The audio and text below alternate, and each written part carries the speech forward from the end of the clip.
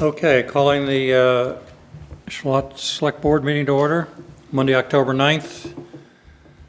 At this time, we are a majority of the board. There are 2 board members absent. Are there any adjustments to the agenda? Okay. Review library job descriptions and scoring via Palmer analysis job evaluation manual.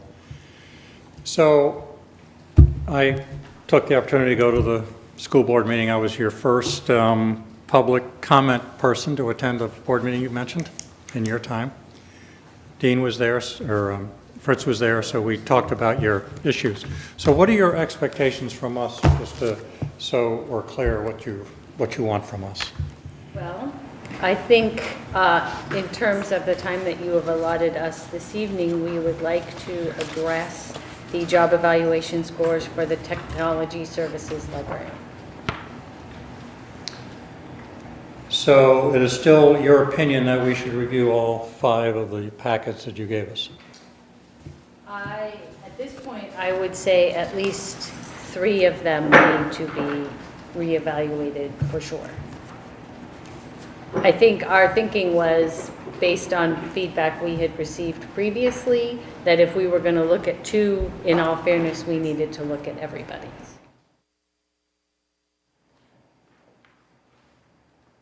So I have some thoughts, just a philosophical discussion. Do you have some thoughts you'd like to share? Anybody else? Well, I've read all of this stuff. And the only thing that sticks in my mind is the comment that you don't use outside computer technology and therefore you save money by having the current technology. The rest of it, I don't think, in my mind, merits being reviewed again. I would think that that one position has a change that is identified in a monetary value and a responsibility, I guess, that goes with that. But I think that's it. And so, comment, that was it. I don't think if the plan is to try to go ahead with, to review everybody and then redo the whole town thing again, I don't think that's correct. I don't think that it merits that redoing the whole thing. Because, like I said, the only significant change that I saw was the library tech and the fact that you no longer have a outside tech. That's a quantifiable, identifiable change to the position. So I would be, willing to do that one, but if the goal is to try to get us to do all of them, don't think I'm interested in that. I think at this point, we would like to review them on a case-by-case basis. So if you're willing to look at this one, we would like to look at this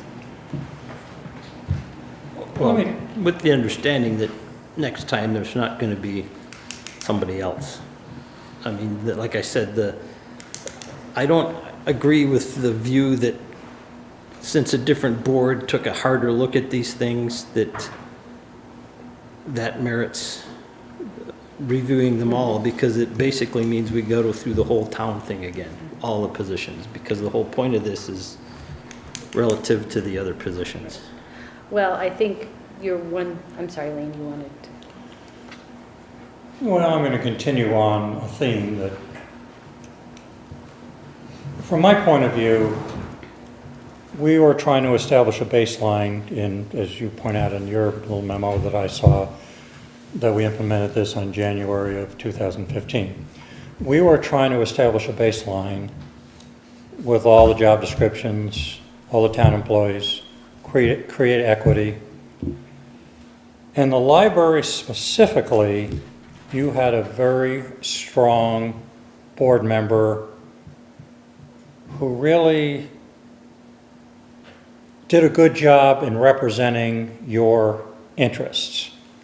And you were here, Margaret, he was here, we went back and forth 2 or 3 times over a period of a month or 2 or 3, back and forth, and what's fair, what's not fair, then the board would go review it. And so we established this baseline for all of your employees.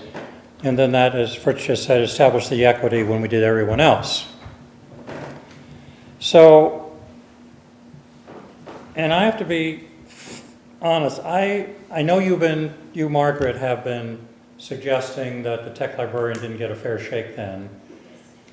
I don't know if you said that for the last year or more, but back at the day when we did this, I thought the board was satisfied. So I've read the tech librarian piece that you put together. The only thing that I saw, we saw that you're repairing your own computer systems. The only other thing that I saw, rather than more voluminous detail, is that you said bachelor +4, which is fine. So that I saw as a change. And you have something called objectives on the bottom, which are qualifications.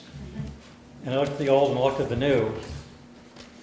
Other than bachelor degree and 4 years, the words are almost identical, same, and then you added a certificate of librarianship strongly requested. Well, so the person's in place, that's what it doesn't matter, that person is in place. So, the other thing that we've talked a lot about it in the town, these various 20 people, technology changes. We've had examples in the town office with NEMRIC changing. So as technology changes, the software programs, it's the expectation of the board that you learn these programs and you grow with it and you are more knowledgeable and you're more capable to use them and implement. And there's a lot of words in here, maintain the software, back and forth. And so, you have somebody in the same job for quite a period of time, you're becoming more knowledgeable. You're becoming an invaluable employee. And I agree with you, having an invaluable employee in what Susanna has learned and done for you.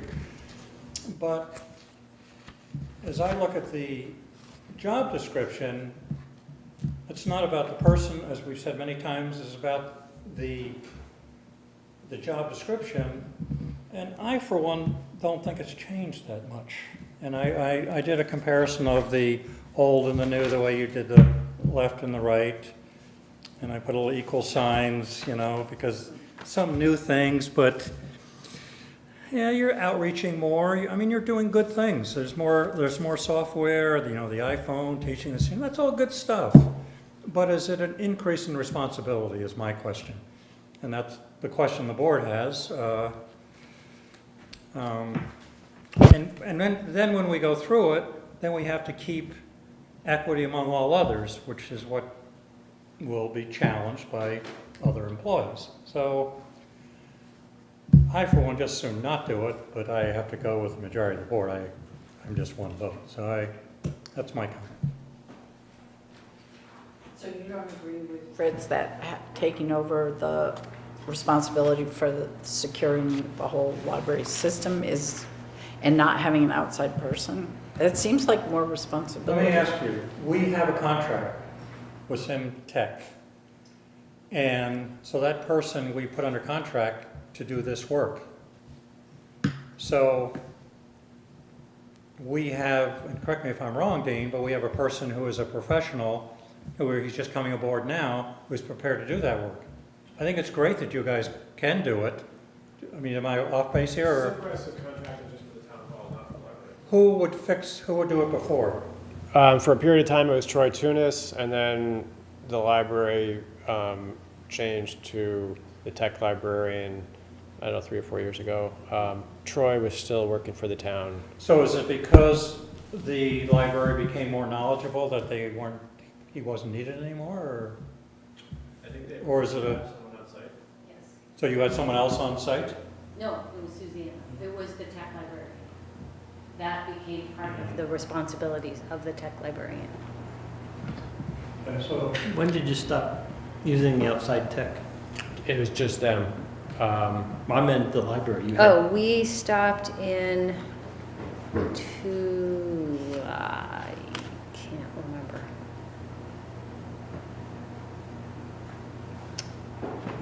Well, the real question is, was it after we established the January? No, 2015? it was before that. It was before that, I was It was under the before impression, 2015. reading this, that this is something that just happened recently. so that So that it doesn't isn't, strengthen your case then. Well, the Well- only reason it wasn't really specifically in the job description before, that the person in that position would be responsible for that. But you didn't need it.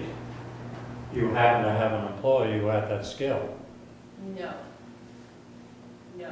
Susanna has, the person who currently holds a tech librarian position has trained herself to do the skills that we need to fulfill this job responsibility. But you discontinued the professional service Yes. years ago. years ago, and then January of 2015, we put our stamp on this, and you were satisfied. But I was not satisfied, and I can tell you that I went into Dean's office Okay. not 2 weeks after everything and said, I still have an issue, and it might have even been before the policy was signed, and said, the tech librarian position was not scored correctly, and we need to address that. And it was, yes, that needs to be addressed, the select board is coming up with a procedure, and now we're here tonight. Any other comments? Which way are you leaning on this one? Well, I'm just looking at the 2014 tech librarian, services librarian, and I mean, it talks about the maintain and administer computer network maintenance, including research, troubleshooting, repair, and recommendations.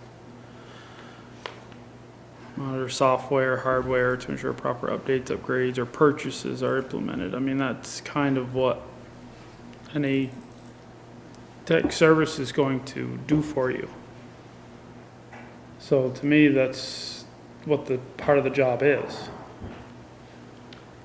Which they're saying Which part was, of the job. which I'm saying was part of the job in 2014 and is still part of the job in 2017.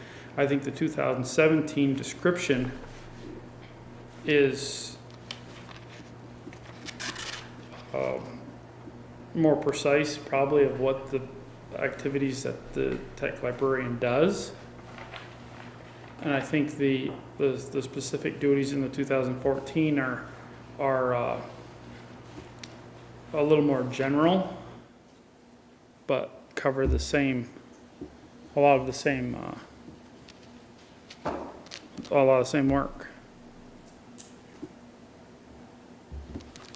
So, in reading this again, it says the position of the technology service library has evolved considerably since the initial placement on the job grid.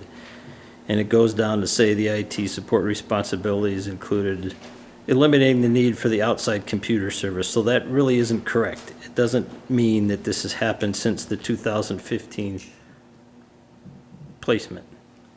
No, and I didn't intend to, I guess what I was trying to say was that one of the evolutions of this job that we did not foresee when we created the position of a tech librarian was that would eliminate the need for an outside consultant. And then it became clear that we could save money and frankly, the person who was helping us did not seem to know more than the person who was working for us. And it seemed silly to have someone come in who might even know less than the person who was working for us. So then, from my standpoint, that is not a change since the placement on the grid. That was something that was already in it. So that, in my mind, is what requires, and I know we've applied the same standard when other people have asked that there should be a significant change to what was being done in order to merit being reevaluated. So you're saying now you don't see it as a change? Well, no, I mean, like I said, I didn't read this as, I mean, the way I read it, that this was, the sentences following since the placement implied that this is what's happened since the placement, and it didn't. So I don't see, with that gone, I don't see any specific significant change that merits reviewing it. So the other thing, just on Plenty of those out there. your fourth paragraph down in your summary, I think you're clear on this, but, and I was trying to make this point at the board meeting that you guys had, you know, that the person is kind of leveled out in pay on those steps. Well, that is a function of the experience they get each year, as we just talked a few minutes ago. No, you made that very. Okay, well, it's still in here. It's still in here. We presented you with the same information that we presented. We decided not to change anything. Perhaps we should have. I guess I come back to the fundamental point was that I was told that this position could be reevaluated, and it has not been reevaluated. So Well- that is my, I could go on and on, but I think it is a difference of opinion about whether you feel this job has evolved enough and taken on more responsibility. And I feel that it has, and you feel it hasn't. I believe the board also feels that it has. Yes.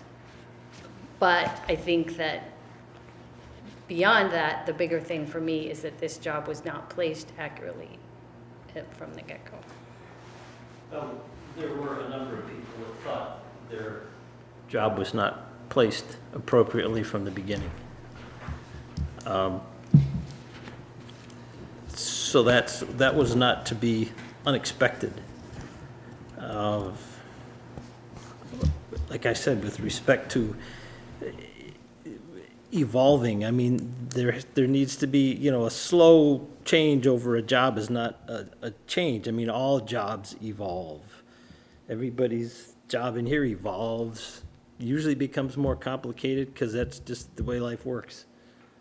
So with a significant change is something that says, well, yeah, okay, we need to look at this because this isn't just a evolution. This is a different reason, a different job for these reasons. Not that the job has evolved, it's that the job has changed. They now have a bigger hunk of stuff to do in terms of what happens if they do goes wrong, the responsibility. I mean, that's another way of that I look at this. So she has undertaken a lot more things than the original one, but you're saying it's just, that's her choice, For the nature of. or the nature. But I mean, the coding club and the iPhone things and all that kind of. It's, Taking on more duties, I mean, are we supposed to reevaluate somebody every time somebody adds No, a small? We're just, yeah. This is what we're going with. When we set a precedence on changing a job description, not particularly this particular one, but any one where somebody decides, the rec director decides to start a new program, okay, now do we have to reevaluate our job? You know, so it's kind of a, yeah, I agree with Fritz on the significant change. I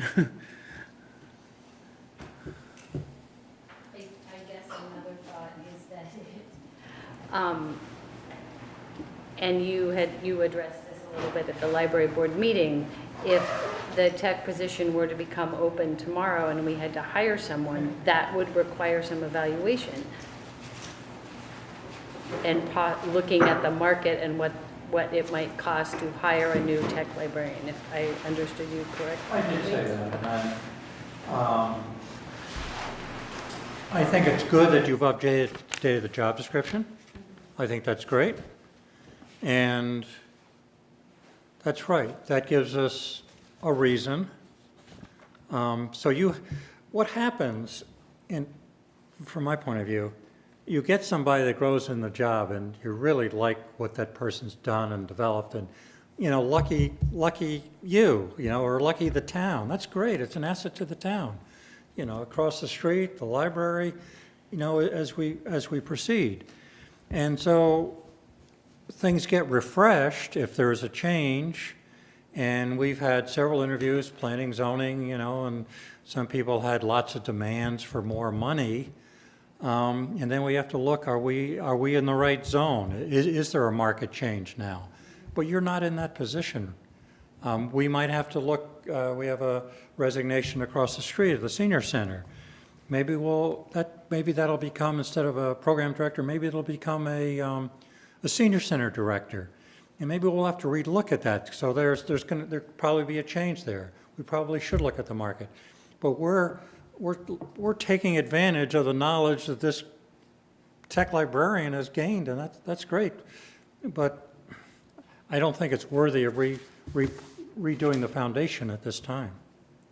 I think Frank mentioned, when we talked about this, Frank Sadowski mentioned that any tech position is, when it comes to their longevity in terms of where they fall in the realm of things, is a bit of a crapshoot, because the whole industry changes faster than people can keep up with it. No, that's true. I mean, I guess my concern is if the person who is currently holding this job leaves, we're stuck. Well, that's always the case. I mean, so if you look at that, is a 2% raise or a 3% raise going to make the difference? Well, and I think it isn't And if, raise, and I have to tell you that none of this has come from any particular person. but the town offers a lot for someone, you know, it's, in most cases, it's local. I mean, one would not find the health benefits that we offer. I mean, it's really, and that's not a part of the pay package, but it's a significant amount of money.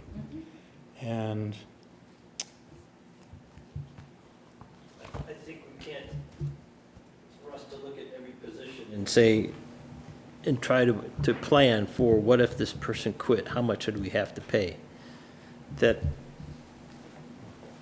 Ouija board is not something I could predict. I mean, I think that's a valid concern, but I don't think, I mean, that's a little more proactive than you could responsibly be, because you never know.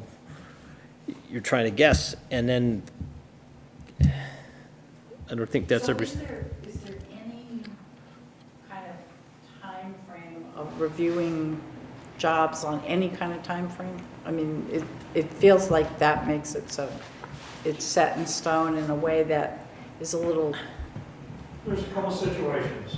One, if there's a resignation, that forces you to look at it. How better would you organize? Because that person is so good, they take on work of 3 people, whatever. Yeah. So when a person resigns, it gives you the opportunity to refocus on what you've done. And then other than that, I'd say no, because we really established this foundation with everybody's input, everything is in equity. So I don't see another reason to. If the library, and I guess I said this at your meeting, the other issue is if you merged with, let's say the school systems merged, you know, and then therefore the library merges. Instead of having 10 employees, you merge with Shelburne and you've got 25 employees, but everybody's still here. That's a major change in scope. Or, I mean, that's, I guess, the best example I would have. If there's a major change in the operation that would cause us to rethink. Instead of having a $3 million budget, we had a $10 million budget. Oh, wow.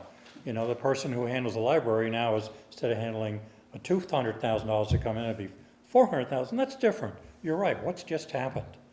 I mean, that's what I see. Somebody leaving, significant change.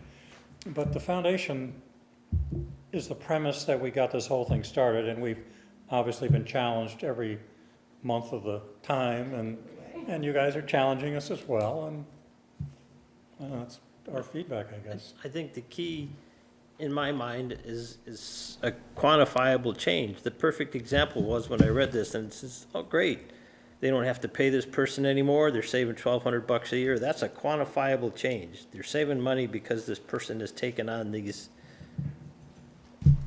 tasks, but that's not a change since it started. If that happened since 2015, that would be to me, a no-brainer. Yeah, well, they're doing more stuff. They're saving money. Well, okay, that's a quantifiable change. Yeah, I mean, and I guess what in our minds was that what is quantifiable is the amount that is now being required to do to keep things secure. It seems like you might argue that that is just part and parcel of keeping up with your job. Yes. The other thing is, in each grade, there are 25 points. Maybe we're off a little bit. But there is a range there. I mean, it's obviously not an exact science. As I say, we're challenged all the time. But there is a range. And, Our policy have a 5-year. I think Yes, it does. I have it right here. Dean gets the choice of after 5 years, so that would be, I I was brought gonna that, read it to you guys. You have That would to be 20 reevaluate every 5 years. It says right there. that every you 2020. We would reevaluate and see, I have my copy with me. I do too. There you go. But You got an to answer. answer that question, yes, there is something that needs to do, and you reevaluate, and at that time, we're gonna say, well, what has changed? And would hope that we would get input like that this person does this now, or this, and also whether this person does it because they can, or whether it's part of the job. So you look at your job description, you update your job descriptions, and like I said, there's nothing to me that really rose to the level of, yeah, we gotta look at this job again because this has changed. So are you okay with the new job descriptions? Is that something you have to approve, or is that something? I thought it was good. As Frank just said, you put more verbiage in there. But not a lot more A verbiage. little more detail. Well, I was looking more at the comparisons. Right, and the difference, the big difference was the change from the bachelor's or and bachelor's and 4 years. And the only, And I'm just trying to figure out, when I look at the job descriptions, they look pretty similar, except for the size of them. But the responsibilities look like they're pretty much the same, except they're more separated on the second version. I'm just trying to figure out what quantifies changing it from or to and. What changes? Again, it would be to Fritz's question. What changes have come about to require the bachelor's degree and 4 years experience compared to the bachelor's degree and or 4 years experience? Well, it's an and now. Yeah, it's and now, it was or.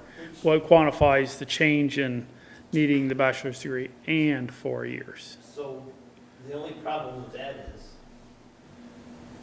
by setting the bar high, that you may find someone, at some point in time, if somebody leaves, then you have to find someone with those requirements. You may find someone you like that you think is gonna do the great job and doesn't have those prerequisites. What do you do with them?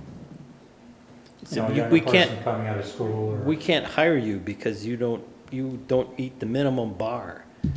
And you jump through hoops with, sometimes the select board can fudge experience ratings and stuff like that to give you a few years, but, you might find someone who fits just perfectly, but doesn't meet that high bar, and then you're, Well, I think one thing. I keep talking. No, it's fine. You know more about it. I think one thing that we have discovered, and I have to say that the tech librarian, it has been a learning experience for us all, exactly what that job means. Because, I mean, when I started working at a library, unless you worked at the MIT library, there wasn't such a thing as a tech librarian.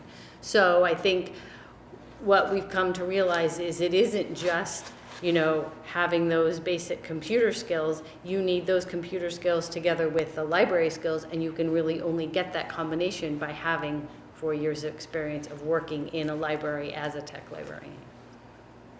Or starting off in not that you've come in as the tech librarian, but you started off working in a library, you started to do more computer stuff at wherever you happen to be working, you gain that experience, and that's the type of person we would need to step in to do the job. I think what you're saying is, you're setting the bar up here. Right, Don't cut yourself off of a future change, if you put and or, then if you find this person that's only had 2 years, but it was at the MIT library, whatever, you know, you haven't cut yourself off, is I think what he was saying.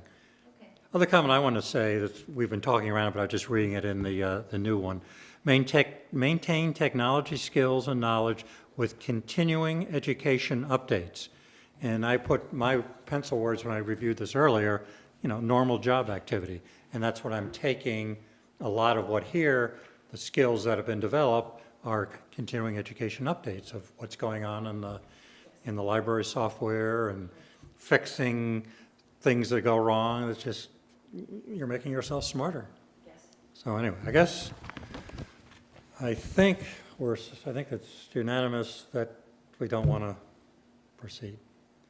At the same time, I just want to say you guys are doing a fabulous job at the library. Don't be discouraged. You got plans for the future, and I now have grandkids that go over there. It's kind of fun, and appreciate the evening activities. Do a nice job, and this isn't to take away from the morale and the work that you guys do. I hope it doesn't. Well, thanks for your time. Thank you. Yeah, we appreciate your Thank you for all the time you put into this. It's a learning curve. Yes. All right, thank you.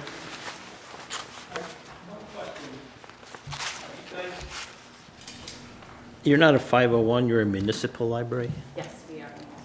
Okay. But the Friends is a 501c.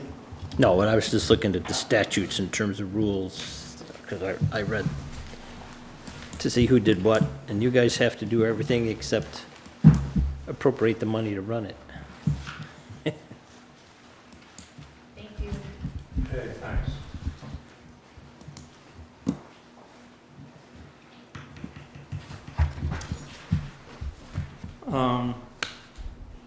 Are you Wakefield? Yes. Well, Uh-huh. not really, I'm Mark Peterson, But you represent that item in the Yeah. agenda. Junior will be coming in, so if you want to wait for him. Okay. What's your last name, Mark? Peterson. Art. We can do some minutes, I guess? Sure. There's not enough people here to approve it because I wasn't at the meeting. Heck. I'll vote twice. You could probably Because I do can't be the there. Kaplan release. I don't think anyone's planning to be here for that. Okay. Let's get that piece of paper out. This is it's the 710 item, Right. and it's a release kind of for the record. You want to explain that, Dean? Mary, you had more contact with it than I do, so if you want to explain it. So these contracts were back in the early 90s. I think this was like 1992 to 97 was the term of the contract. And so farmers, not only could they enroll in the state current use programs, but that then the town also did a stabilization agreement to further lower their taxes. And those contracts all expired in 1997, which it says in the document that's recorded for all the different parcels. But this document that you have to sign is Stitzel's office came up with it a few years back because it's like I think it's more of a title cleaning up document. Like even though it says in the recorded thing that it expires in 1997, this terminates and releases the whatever. It's housekeeping. So officially, a motion we would make, it terminates it, then makes the title clear. There's nothing in doubt. Does someone want to make a motion? I'll make a motion to approve the release from agricultural land tax stabilization agreement for Melvin and Yanez Kaplan as presented. Okay. I see, how about if I, friendly amendment dated 9/26/1992. It's on the handout.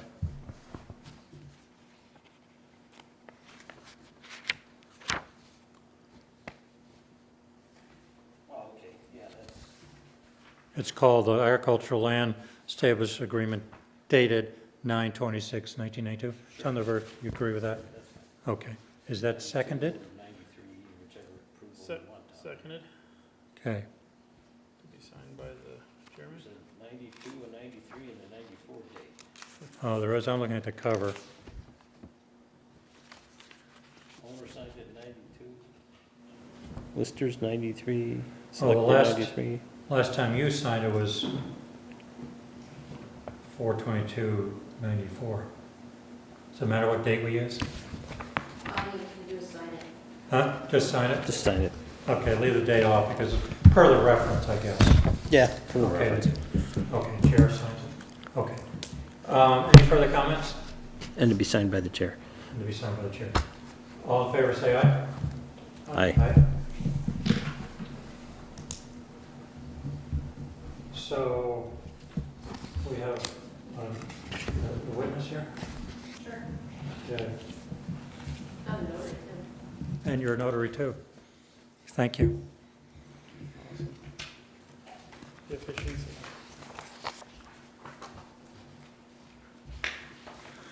What about doing select board updates? Is that appropriate now, Dean? Yeah, I think you could do that, 'cause there's no action items. Well, I wonder if there could be. Well, So, we're into updates. So in Dean's summary, the first one is application for town meeting moderator. No applications were received by the deadline on October 4th. However, we did receive an application from Charles Russell. This says received 10/4. Oh, the deadline was, it was September 29th, and we received one after it closed, 10/4 from Charles Russell.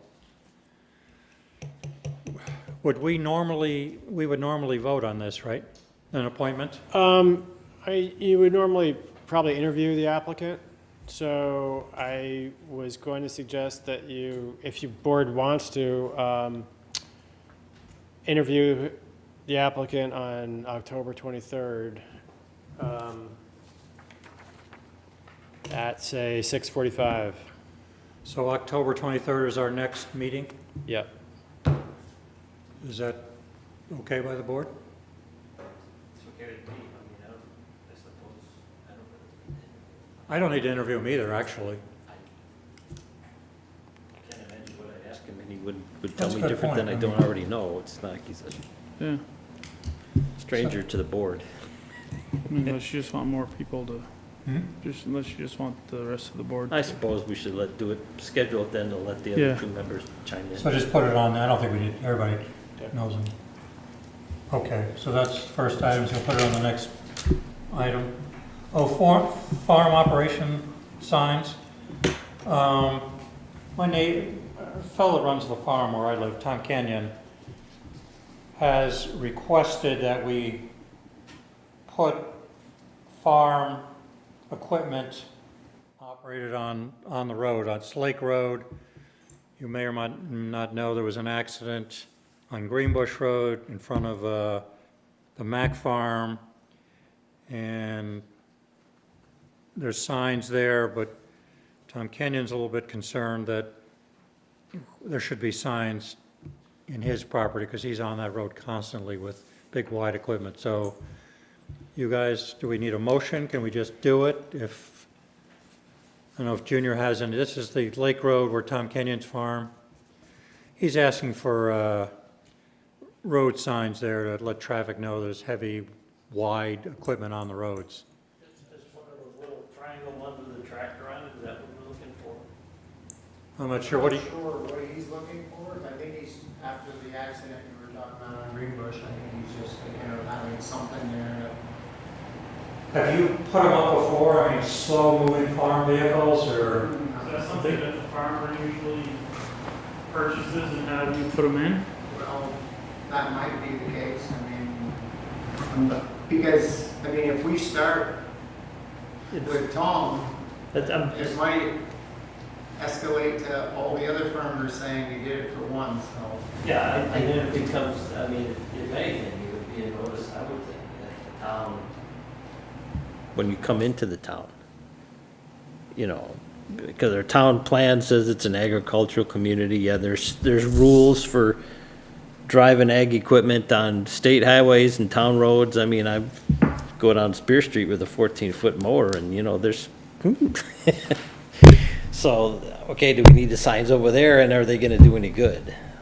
I would hesitate to do it because A, it would set a precedent that we might as well put one on every road in town because I can't think of a road off the top of my head that someone's not gonna go down with a wide tractor.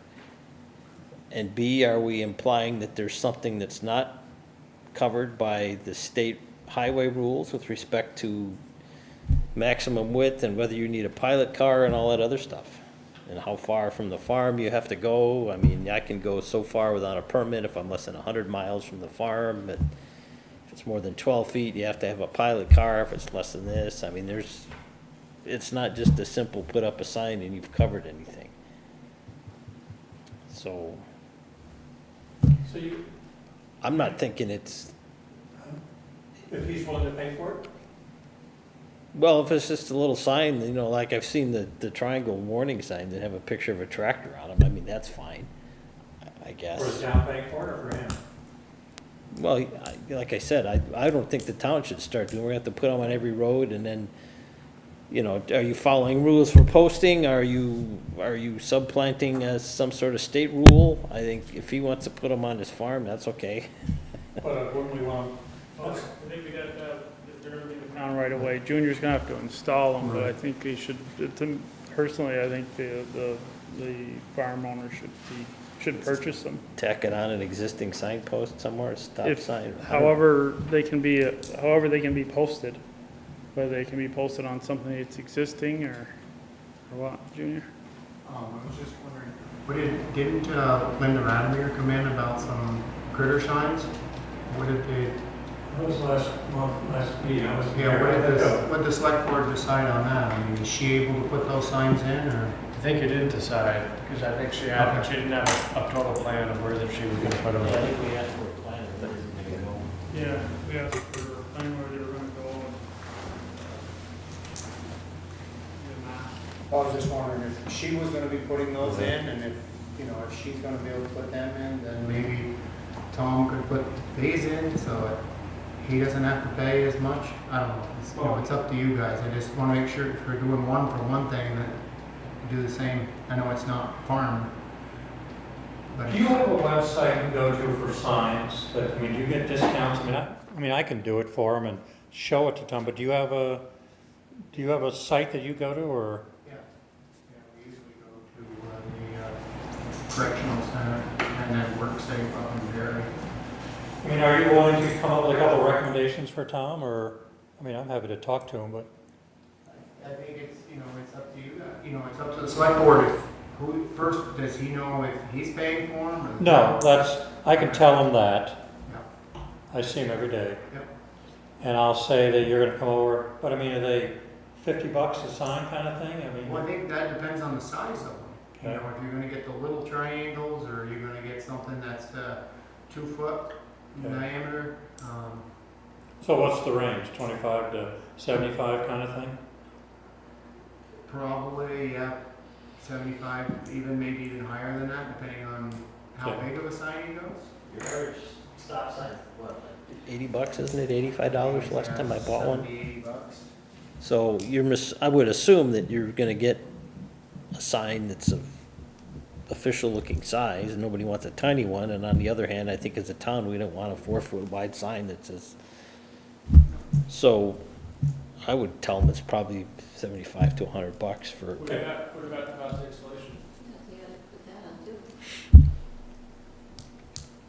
There's a cost for Junior to install.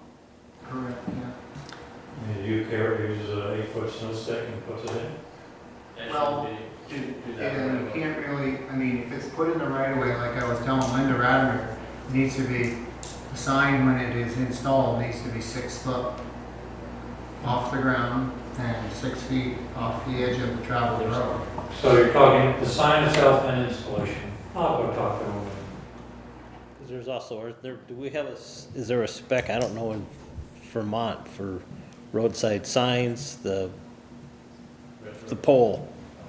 I mean, you can't put a 10-inch concrete pole, it's not gonna fold over when you hit it. The poles have to be those breakaway poles, which you see are drilled all the way down through them, so Yep. if somebody hits them, they actually split and the sign comes out of them.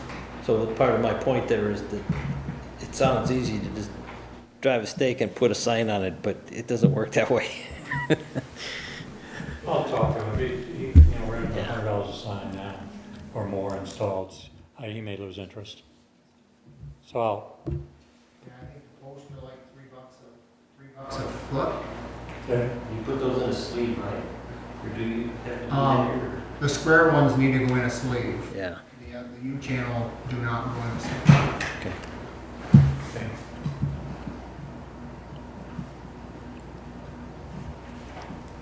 Okay, anything else on that topic? We probably ought to get back on schedule. Well, I had one more quick update, if we're Go ahead, gonna we have finish another one updates. on the list too. Oh, okay, well, we can get it Well, I later. think Judah's here and Art is here. All right, 645 item, Waitsfield, Champlain Valley Telecom, petition for locating underground cables within town, highway right of way, Mount Philo, Spear, 1 Mile Road. Anything you want to say about it? It's, is there fiber optic cables here? Yes, it's part of a pretty good sized project to place fiber optic backbone feeder on Mount Philo Road, Spear, 1 Mile, and all the many private roads that are off of that. This work here is the stuff that's in the public right of way, and like I say, there's a lot more of it that's on private roads. And so I looked at it with Junior, and it's relatively self-explanatory. I'll certainly answer any questions you might have about it. Do you have any comments, Junior? No, everything I looked at with him was fine. So you've been doing this over the years, right? Yeah, so, we did Lake Road, and now this, and there's been others, so we're slowly trying to get us up to the 21st century as far as technology, deploying fiber optic in all these towns. This is the first step. This is the conduit that we'll pull the fiber in. And what we do typically is where there's no pole line for us to get on, or we're not on a pole line now, if there's nothing, then we end up burying. I think that's per your guidance here in town. So that's what it is. And in most of these cases, we have existing buried copper cable. And then what about the homeowners, because you're going into property? You deal with the homeowners individually? Absolutely, we visited every homeowner, and I can't sit here and say we've talked to every homeowner, because a lot of times it's hard to catch them, but someone will talk to them before we bury on their property, because it'll go from, and some of these are our private bores under your town roads that allow us to get to homes. And the work to be accomplished, when, what's your best estimate? Probably this fall, before snow flies, before we're shut off from doing that type of work. none of my questions, just, I have an ulterior motive, I'm at the end of one of these and I can't wait for fiber optic. I don't know if my computer's gonna last that long, I may have a hammer through the middle of it before it happens. Yeah. Would someone like to make a motion? I'll make a motion to approve the underground cables with the town right of way as designated on our petition. We got a date here? August. Yes, August 31st, and to be signed by the chairman.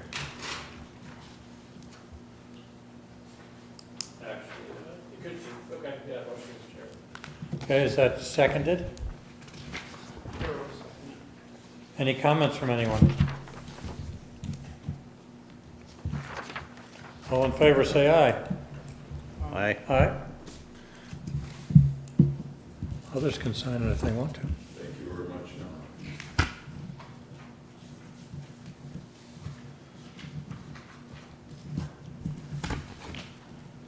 John. Do we make copies for our records? Yeah, you got the, you know? Thank you. Anyone else want to sign it or authorize it? What? Okay. John, Elise Hauenstein is you folks? Or half, both of you? Okay. Open space agreement?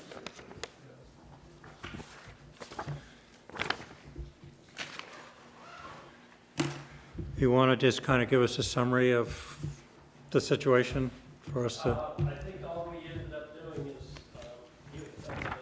zoning board had a survey map, and the only change they wanted to have done with what it was the last time is to, there's a non-correspondence in a small area where there was a conservation easement and open space, and so we just moved the open space agreement to correspond to the conservation area, and it was just a small area on the map. And then we also had to change the number of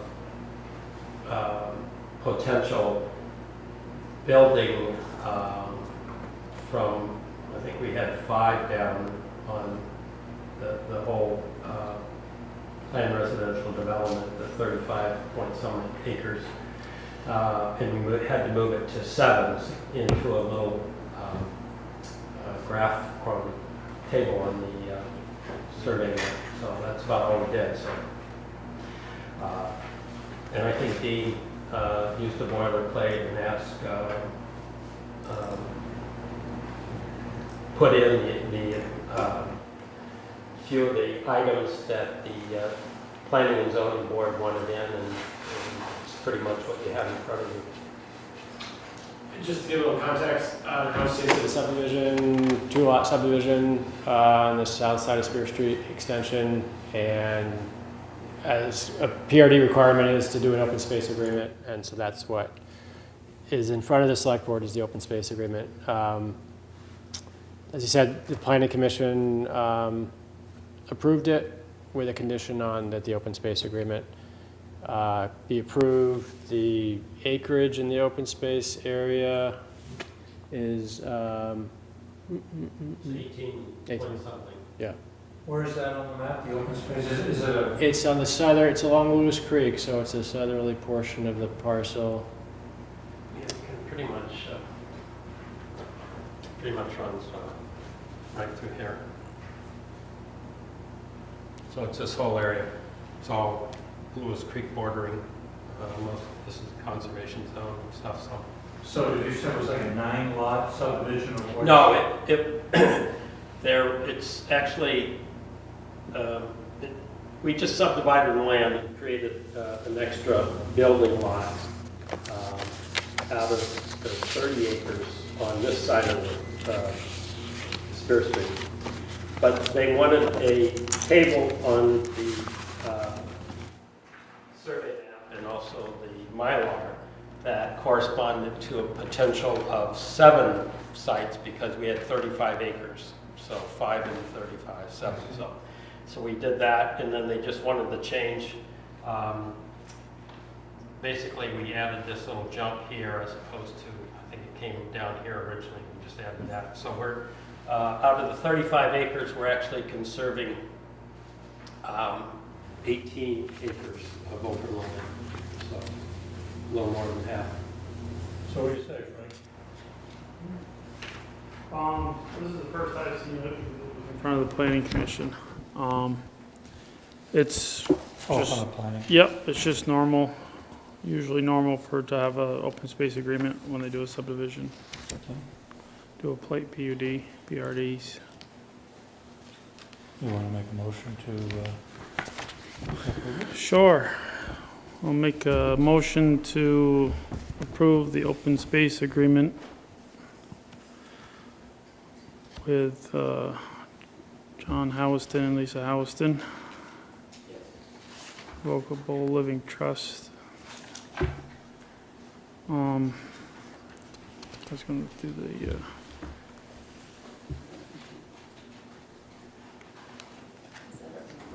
So this one, yeah, it says Howiston Revocable Living Trust.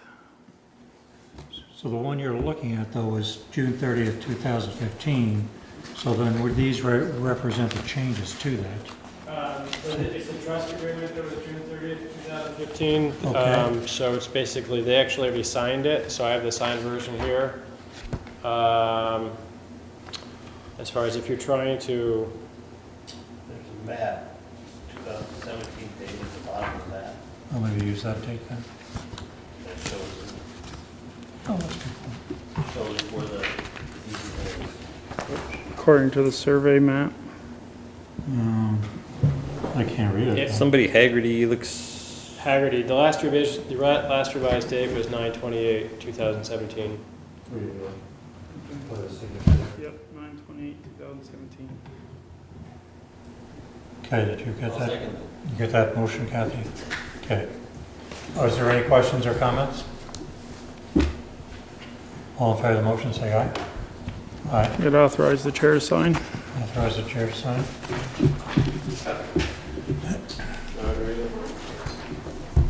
Awesome.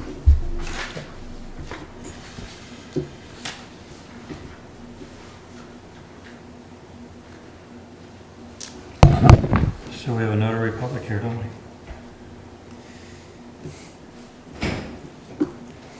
So there you go, Mary, you got your stamp.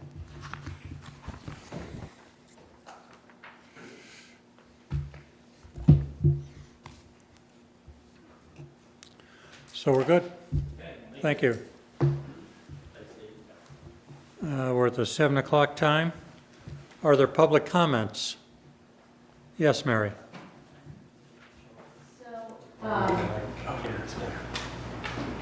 It's a little awkward, but I sent you guys an email, which nobody really answered, and I actually didn't expect you to answer. But when Dean and I met with Selectboard rep last week, I thought we were going to be talking about web filtering.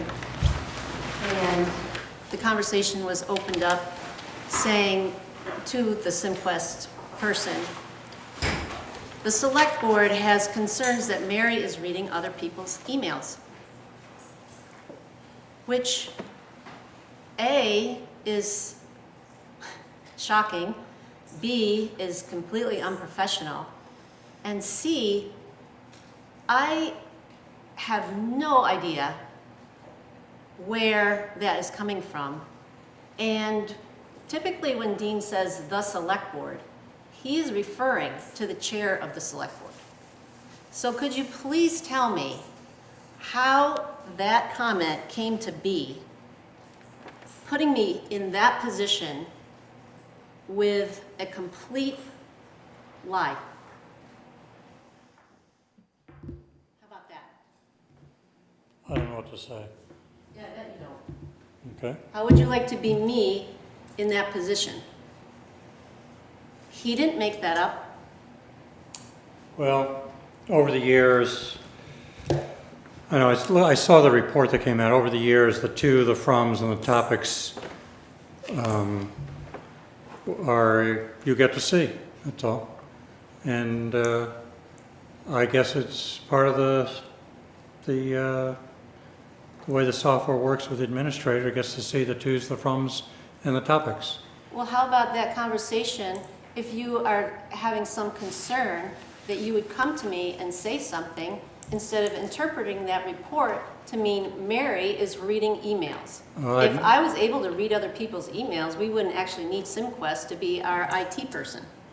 Okay, well, I don't know what to tell you. It's all I think you could tell me, I'm really sorry, Mary, that was unnecessary.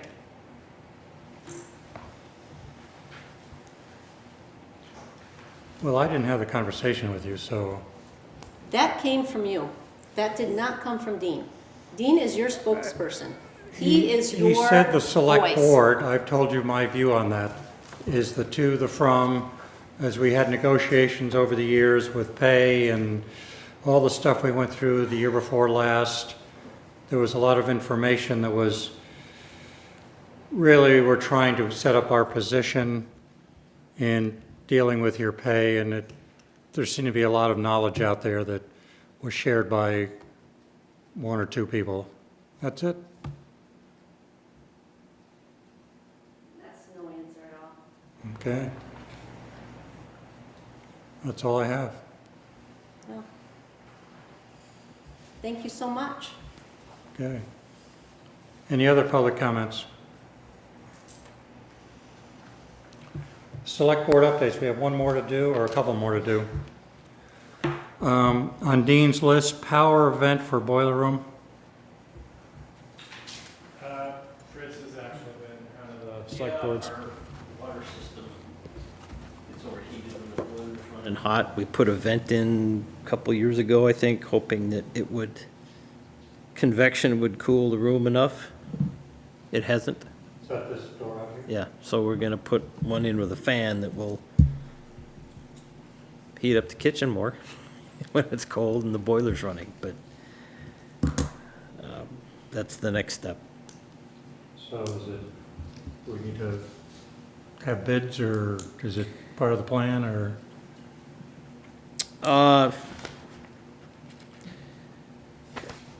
It is the preferred vendor for, well, we have two preferred vendors for HVAC,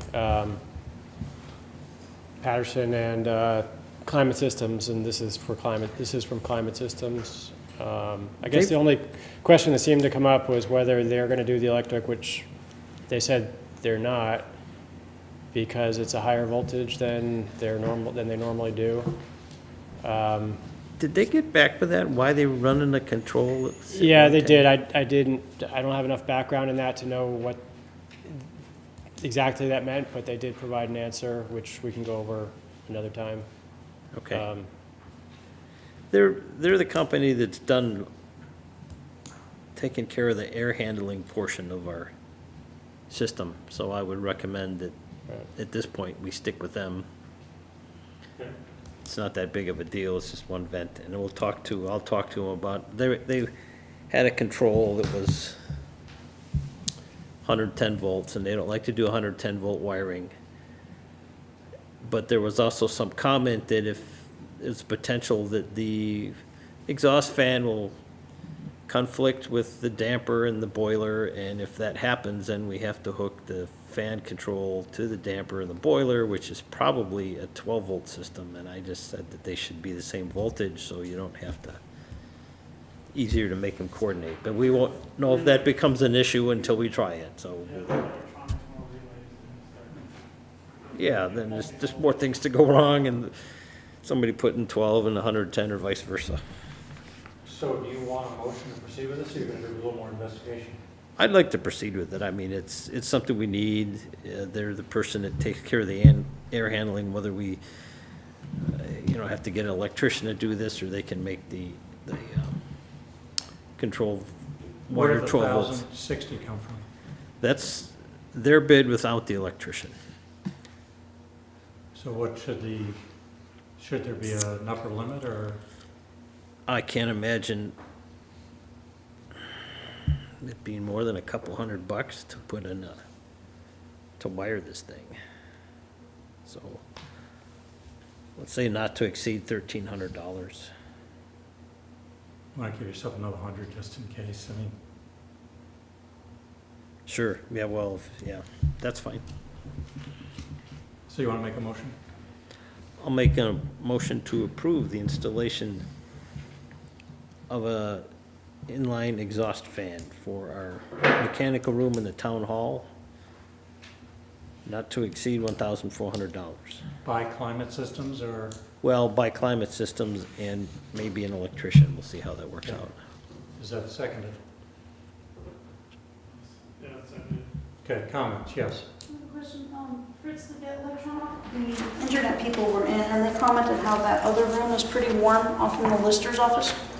Is there any way of whoever did the venting in the boiler room to maybe while they're here updating that vent in the boiler room to put in a vent in the internet room?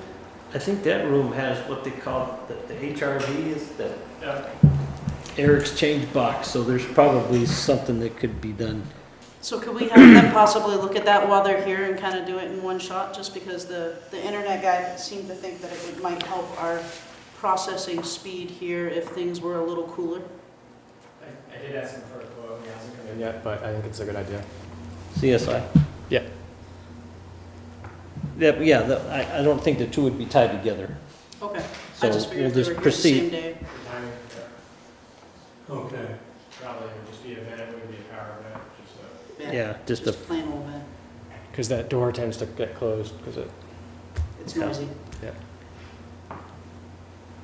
Okay, we have a motion. Any other questions? All in favor, say aye.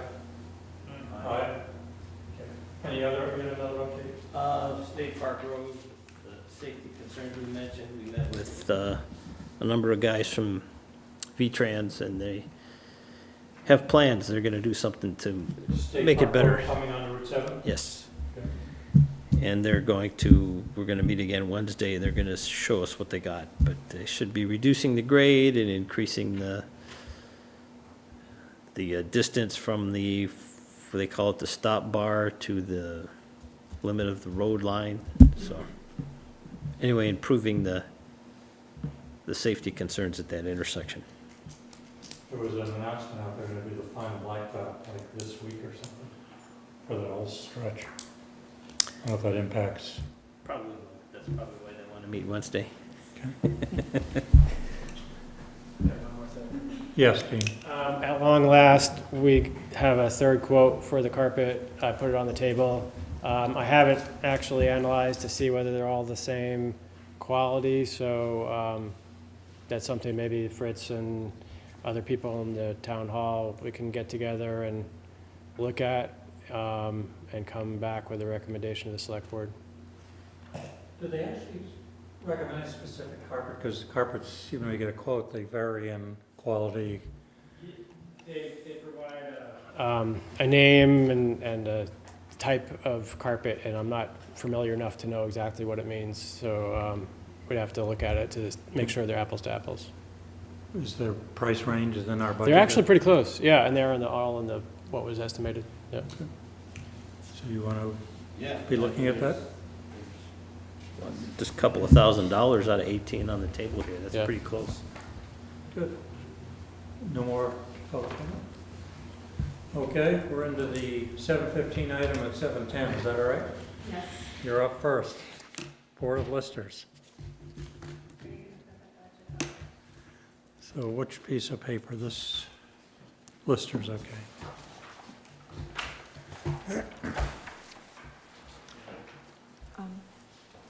So that's it. The first one is 4 hours a week, Bruno, and then there's Mo for reinforcement, and then there's me.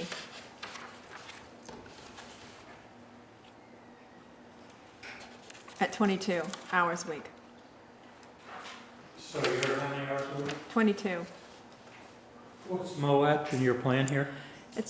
Mo's is just, he helps out, he's very helpful with grievances and things like that, so, you know, and when we need additional input and help, so it's kind of a flat fee at this point, I guess for lack of, and then Bruno is 4 hours a week.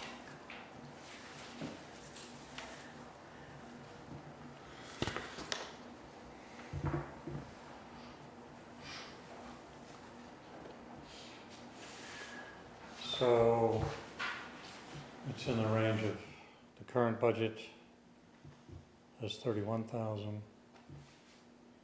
Prior year actual was 25. So this is salaries. And you've taken the salaries off this is salaries, right? Well, it's hourly. Or I meant to say hourly, but Yes. off the pay grid. That is correct, Okay. yeah.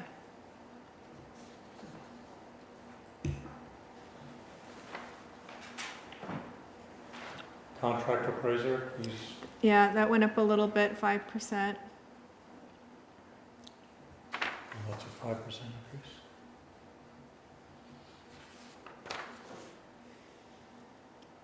And then everything else is fairly just historical costs of what it is gonna be.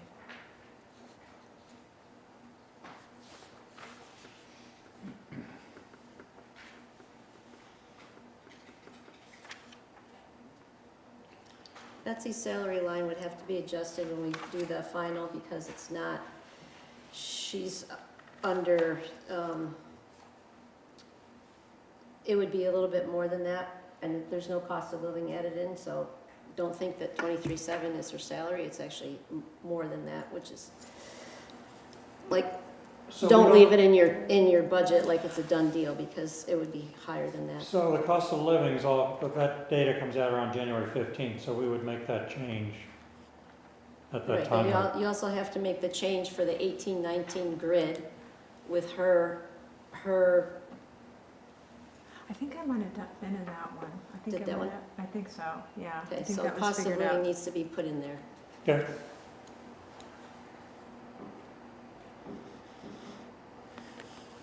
So the contract appraisal, so this is the cost for each quadrant, but then last year you added 5,000 because you were bringing all the data together, I guess. That was, or this Yeah, is? no, that was for last year that they're working on presently. So that's Says it in Mary's notes. It's 17-18 budget is $30,000, which includes the 5,000 extra that we budgeted for Thompson's Point land reappraisal. So her budget is lower for next year because that is not in play. Okay. What page is that on your notes? 6 of 14 in Mary's comparative budget report. Yeah, I got it. I think Mary highlighted it too. Yep.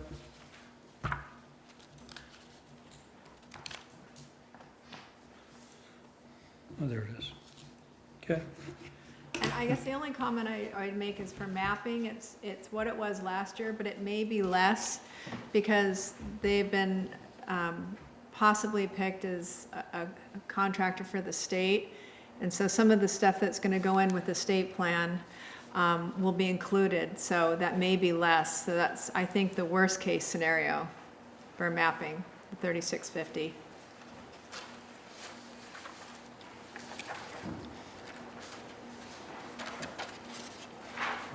So you've already entered all this in here now?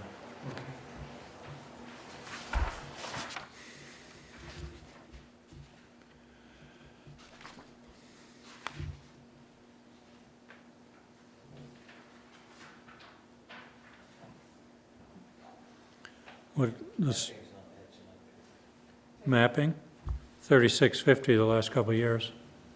You might not reading this right. On page 7, the top, it's in yellow. Oh, I'm looking at something. Never mind, my bad. The, just supplies, went from 500 to 1,000, anything new there? Because I apparently used more than I thought I did. Because your actuals went over your budget? Yeah, and I actually went to Mary and asked her to give me a printout of things, and there wasn't really anything unusual. There were some cards that I printed that might have escalated the price some, but I did check to make sure. Oh, what kind of seminar do you go to? We go through NEMRIC seminars, and sometimes the state, depends. So, Every year I go to a NEMRIC seminar to Would- get familiar with the programming that they've updated. would Bruno go, the fact that he's new? Yeah, I included him as well. Good.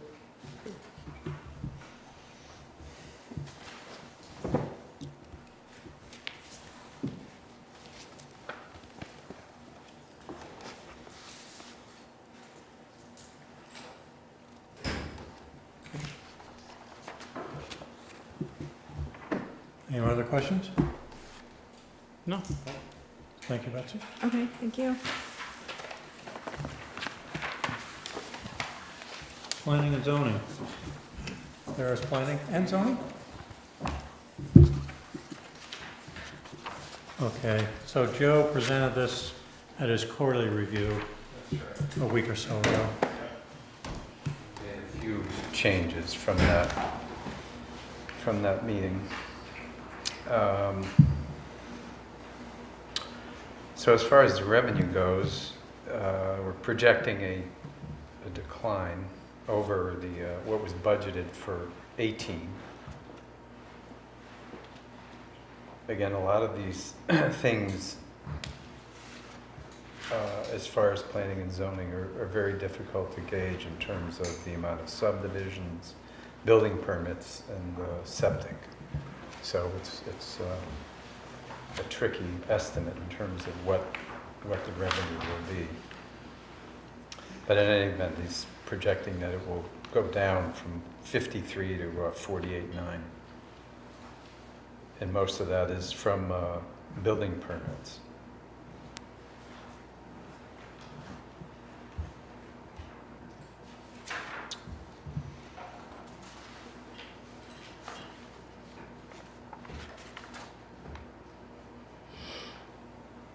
So you're saying mostly reduction in revenue. Right. You're expecting less building permits.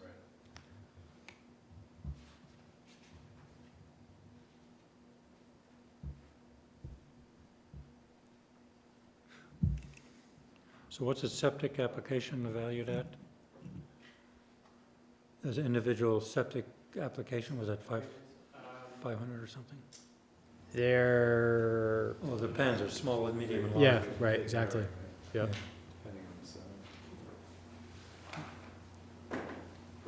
As far as expenses goes, we, 3/4 of the way down, you'll see a line item for the planning consultant and the town plan land use. So what we did is consolidated those under planning consultant. Yeah.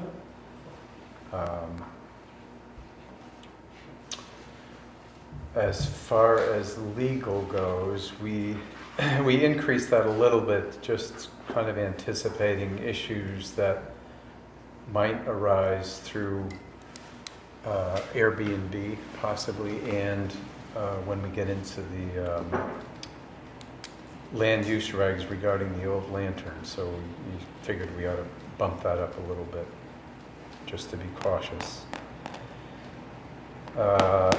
Additionally, we increased advertising just a little bit.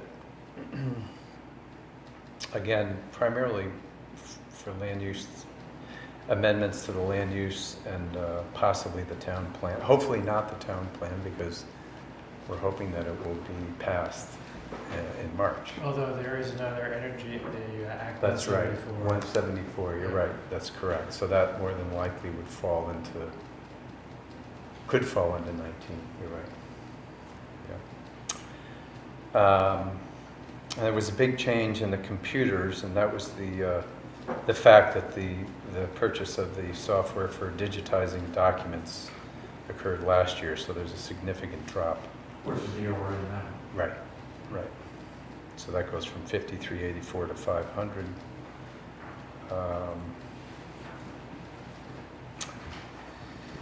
And then septic was the other one, just because it's difficult to gauge, but based on where we are so far this year, it seemed that 20,000 was very high. And compared to what the actual was in 17, 12,000 seemed to be a more likely number. So as with the, on the revenue side, you see the expenses also are declining by about 10,500.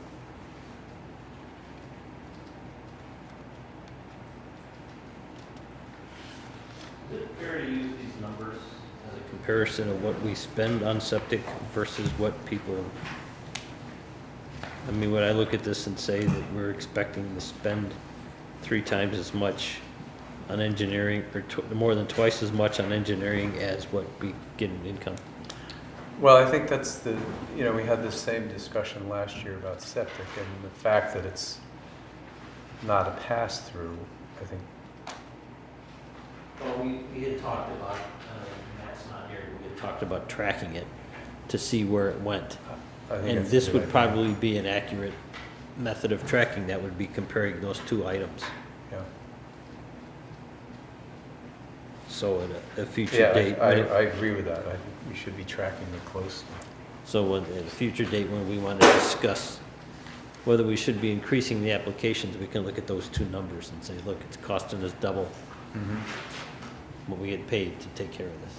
Yeah, I think, just to chime in, I think that Select Board had at one point made a decision, as Peter said, that fees would not cover the cost of the applications, and you may want to rethink that. But we were going to track to see how much it was. Right. So now we've got to track. Yeah, Now we yes. can say that more than double. Okay.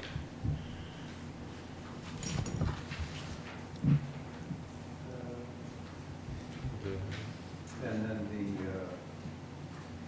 salaries of the zoning administrator, the town planner, and the minutes, that's, goes up a little bit, so I think from 18 to 19, we increased Daryl's hours. I think that was by 6 hours, right? Daryl's currently, 34 to current year is 40. 40 hours. Right. And Joe's is 35. Right. Basically, the expenses for the salaries is totally involved what the administrative assistant would have gotten. That happened this year.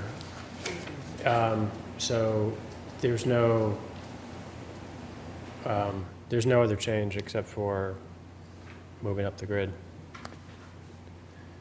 The administrative assistant wasn't budgeted for this year, current year. Right, I'm just looking at the 2017 budget too. The 2019 budget, we've basically engulfed the whole administrative assistant budget into the zoning administrator and the town planner. Where are salaries on this piece? Where's that? What page you on? I'm on page 6. It starts on page, right at the bottom of page 5, and then the totals are on the top of page 6. Because with the administrative assistant, it was 85,671, and then the budget for 2019 is 85,445. So pretty much washed. So it's pretty much washed with it. The hours for the town planner and the zoning administrator were Right, have increased. engulfed that whole position, so that's the reason why they've come up to full-time is because they've had to pull So we need the hours too. triple duty, quadruple duty, whatever hats they wear. Yep.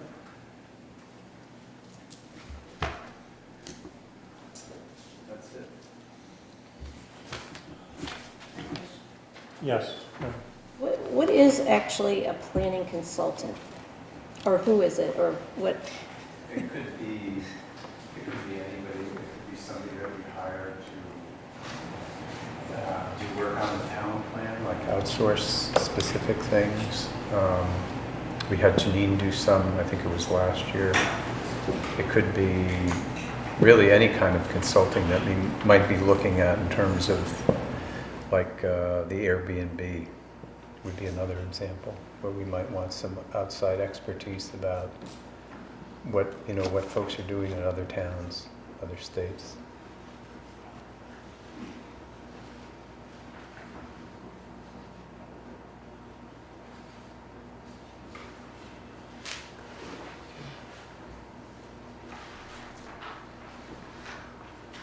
Usually whenever there's a consultant, like traffic or noise or something, that's usually the burden is on the applicant to pay. Yeah. Or if we, say if we have issues about wildlife, we might elect to hire a consultant and that would be charged back to the applicant. Yeah. Yeah, we hired Janine. We were at a certain stage of the town plan. That's right. Wanted her to finish her piece, that's what that was. Yep.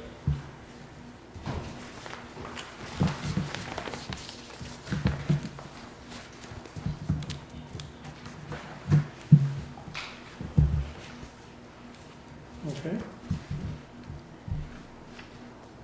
Thank you, Peter. You're welcome. Use this little bit of time to advertise for the town plan hearing on Thursday at 7 o'clock. That's right. please come. So what's the process going to be on Thursday then? You're going to go through the changes or? Our plan is to just do a little preamble about where we've been over the last 5 or 6 years in terms of where we are now. We'll have some hard copies available for folks. And I'm thinking that, the best thing to do is try to ask people to just go through Charlotte tomorrow. That's really the core of the town plan. Charlotte yesterday and today is more factual information, and just get comments from folks. We have all of the comments that we got from the last hearing, which was about a year ago, is on a spreadsheet that we have went through, and we made our comments on the spreadsheet in terms of whether we made the changes or not, and they're available online on the town website as well. They have been. This Thursday at 7. Yeah. We need to warn that if there are more than a couple of select board members there? Not if you're just attending. Because you're going to present it. Oh, if you have a quorum. I think we might, just because you're going to present it to us in a couple of weeks. So Yeah. kind of got to hear it a couple of times. Hopefully we are. Yeah. But I don't think we need to. It's a public hearing and you can go in a capacity as zoning. Okay. Okay. Are they? Okay, conservation. They are not here yet. We have the cemetery commission very early. Cemetery. Are you expecting anyone else by any chance, or?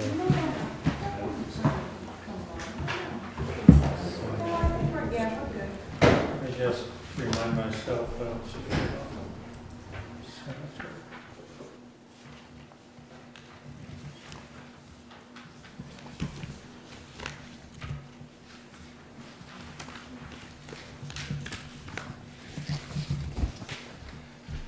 Just where is it?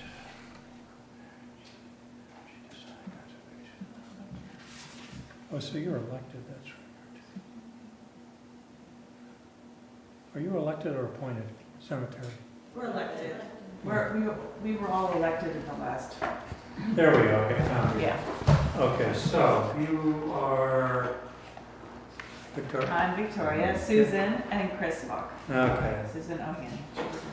And Chris, you're not, so you were appointed? No. No, yeah, I'm looking at the old one probably then. yeah. Chris, what's your last name again? Falk, F-A-L-K. Thanks. Okay. Elected, yeah. Yeah, we have in front of us your information, right? Yeah, okay. All right. I'm on board. Okay. So I forgot exactly how we did this last year, but I guess we'll just kind of go through it quickly. Last year, our biggest concern was mowing. We had come into the cemetery all kind of new, and we did a project by which we went through and documented every single stone from every angle. And when we were doing that, we realized there was lots of damage done by mowing over the years. Not necessarily recently, it's hard to tell. But definitely weed whacking, it's a specific, striation, and chunks of stone taken out by mowing. So our biggest concern last year was to address that. And we think we've hired someone who surprisingly was the lowest bidder, Adam Dreschler, I think is how his name is pronounced, Adam's Brush Hogging, and he has done a fantastic job in the cemetery. He takes a very long time. He is very invested in the historic, importance of the space. He does it over 2 days, and he's done a really good job, and he understands that it needs special care and time. And we have saved money by using Adam because he is less expensive. So we had originally thought we needed, I think last year was 5,500, and this year we're holding steady at his 28, 30. We have cut a few corners. The weather helped us do that a bit. There's a small hidden cemetery. It's called Sherman Quinlan at the base of Mount Philo Road where it meets Spear Street, if that's a place, like right at the bend there. But it was so wet that we never got over there, and that it grew too tall, and we thought we're just gonna leave it and address it next year. There's stones that are falling there. It's not someplace you wanna mow when you don't have good visibility. Yeah, so we've also had, she's not here, she just came in. Diane Leary works with Vermont Old Cemetery Association, which is statewide, and she organized a volunteer effort led by Pete Demick, who is he has this incredible distinction, not only of living in our town, but he is authorized by Arlington Cemetery as, he's certified to work on antique stones. From Arlington Cemetery and national. So he lives right here, and he instructed 20 or so VOCA volunteers, as well as there we are, and gave us all our marching orders. He was there, and in one morning we got an incredible amount of work done. I want to say the total overall for leaning stones that are now righted is 25 overall that were made upright. And stones, like you can see, Pete and Chris are working on the one on the far left. How much would you say the piece on the ground weighs? Several hundred pounds. Easily. Yeah. The two of you had to work hard to be able to lift it up and get it back. Yeah. So it's not something that you can just breeze in and get some work done. It takes a concerted effort by people who know what they're doing, who are very passionate about what they, are trying to do. And this organization is amazing. So for the cost of a banana bread and some lemonade, we got a lot of work done. But the thing about that is not only does it look better, it makes it much easier to mow. With every stone that's not leaning or broken on the ground, it's that much easier to mow. So it affects the quality of the mowing as well. So we've had 2 of those sessions, thanks to Diane and her efforts, and we'll continue to do that. We've also had to hire some stonework like we said we would have to do last year. And you still want experts with epoxy, and the timing has to be right, it has to be dry conditions. This was not a year for a lot of epoxy work in the cemetery, that is for sure. But some did get done. Next fiscal year, 2019, we're looking at, because of Adam's recommendations and his input, that we met with him for about 90 minutes last week. He is still very willing to take on the cemetery work. He does foresee the cost going up a bit. And when we add the little satellite cemeteries in, and maybe more attention paid to the East Burying Ground on Spear Street, his cost may go up a bit. So that's why there's a different price there. So the figure we're looking at there is a $750. The figure we're looking at there is the $4,000 for all ground maintenance Oh, okay. in fiscal 2019. I was looking at headstone repair, okay. You Right. talked about that. Yeah. So that's, okay, so you have, That's mowing, that's light brush removal, that's taking out a branch that is now so low you can't get a mower under it, extra weed whacking, so after that comes fence replacement. We've gotten quotes from Middlebury Fence. waiting to get an actual estimate from Hawk Creek. Haven't met with them, taken their measurements. They've done all that. I haven't gotten anything to follow up yet. What's his name from White? Mike White. Yeah, and he gave you kind of a loose number. Yeah, roughly the same as what we see here. Yeah, they're all in this ballpark. The real question is how and what type of fence. Adam was one of the first people to point out to us the bad condition of the chain link fence that surrounds the west burying ground. It's going to need some money put into it, whether it's being replaced or fixed. There will be a need in the not too, distant future to do that. The cows come up next to it, and the way the fence works around the cemetery is, it's not to keep people out or to designate the space as historic. It is purely to keep animals out, and that fence isn't doing the job as well as it once did. Besides being an eyesore.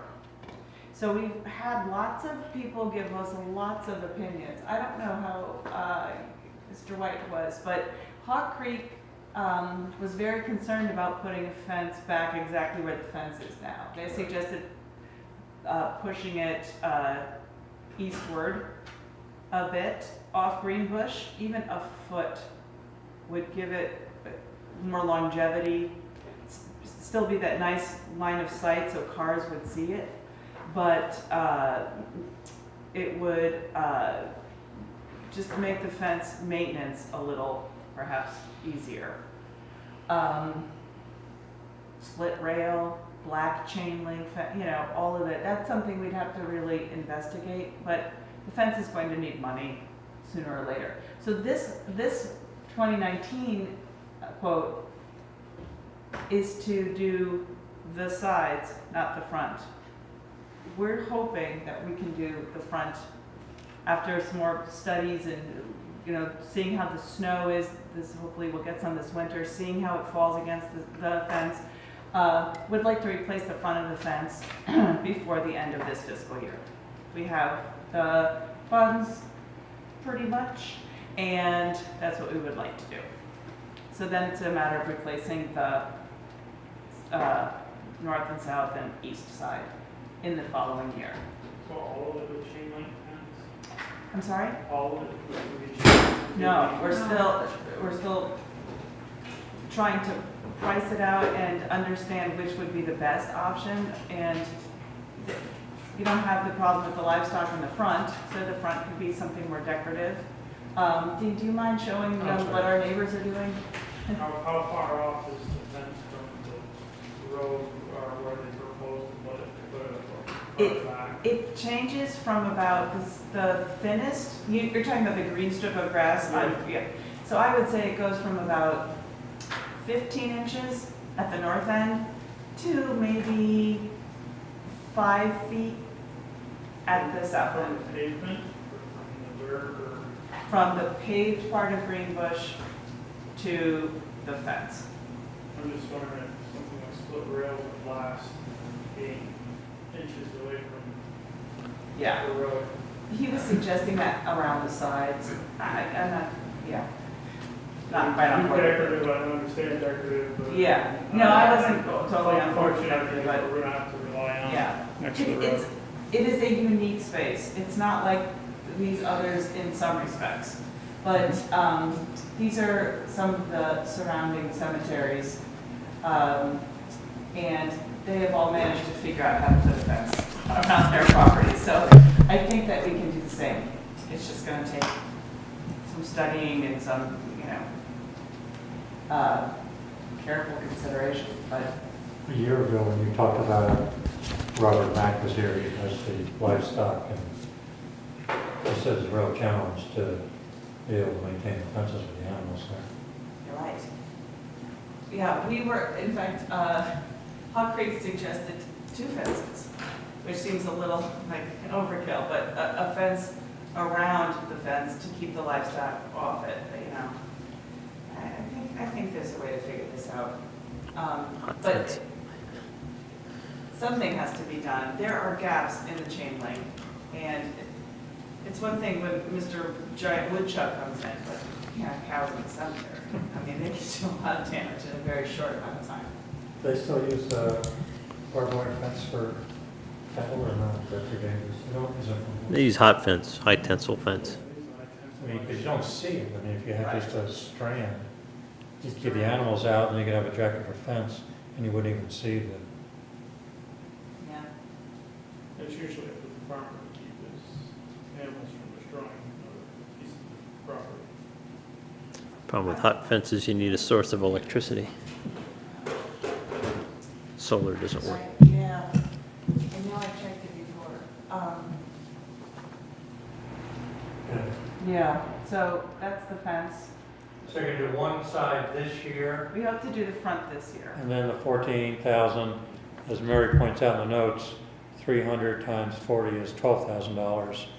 You probably have a little cushion in there, or Yes, look, because what if we want to drop a pedestrian gate into one of those side sections, or it's another year from now? What if a little bit of, suddenly costs more? We're just trying to cover ourselves a little bit. And that's based on the estimates that we have gotten just for the front section.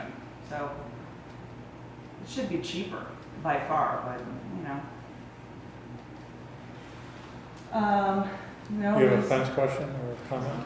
Next question. Yep. What about any fundraising efforts, like the Trails sends out their Yeah. annual letter and the Tree Fund sends out their letter? and, Right. Like, So- here's our special project. Yeah, thank you for bringing that, because I was gonna forget. So, we reached out to the former cemetery commissioner, Linda Hamilton. And Linda is in a unique position for us because, she owns probably the last plot that was sold and ever will be sold in that cemetery. Her husband Larry, who passed away, will be buried there, probably in this coming year. And Linda has the last plot.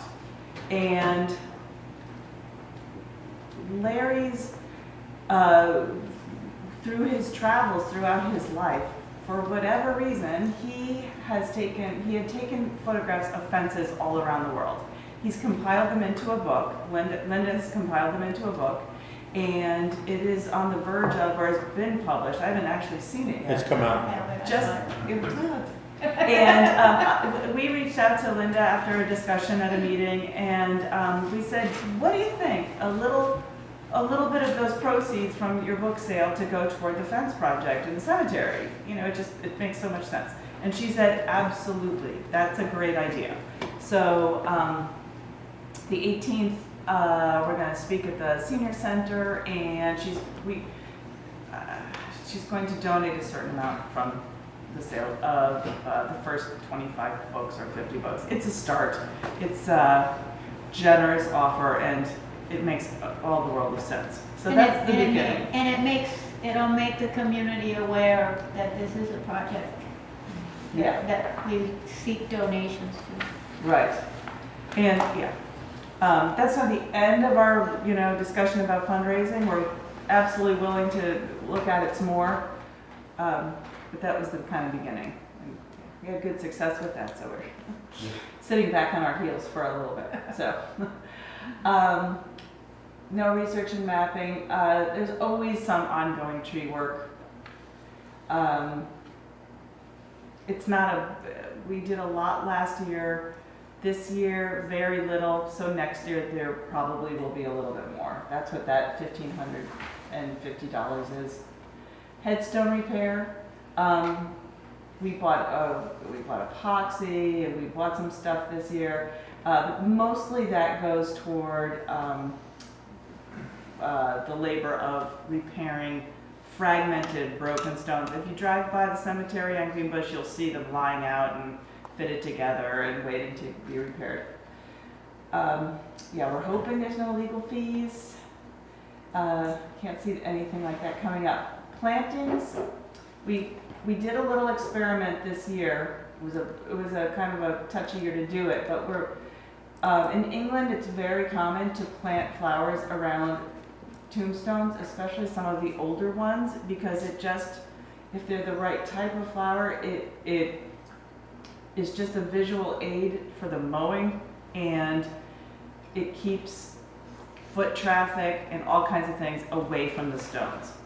So we spoke to Adam about this, who's doing the mowing. He's on board. He suggested we bring the mulch line out just a little bit more, so he doesn't have to get a weed whacker out to do those tombstones that have been treated this way.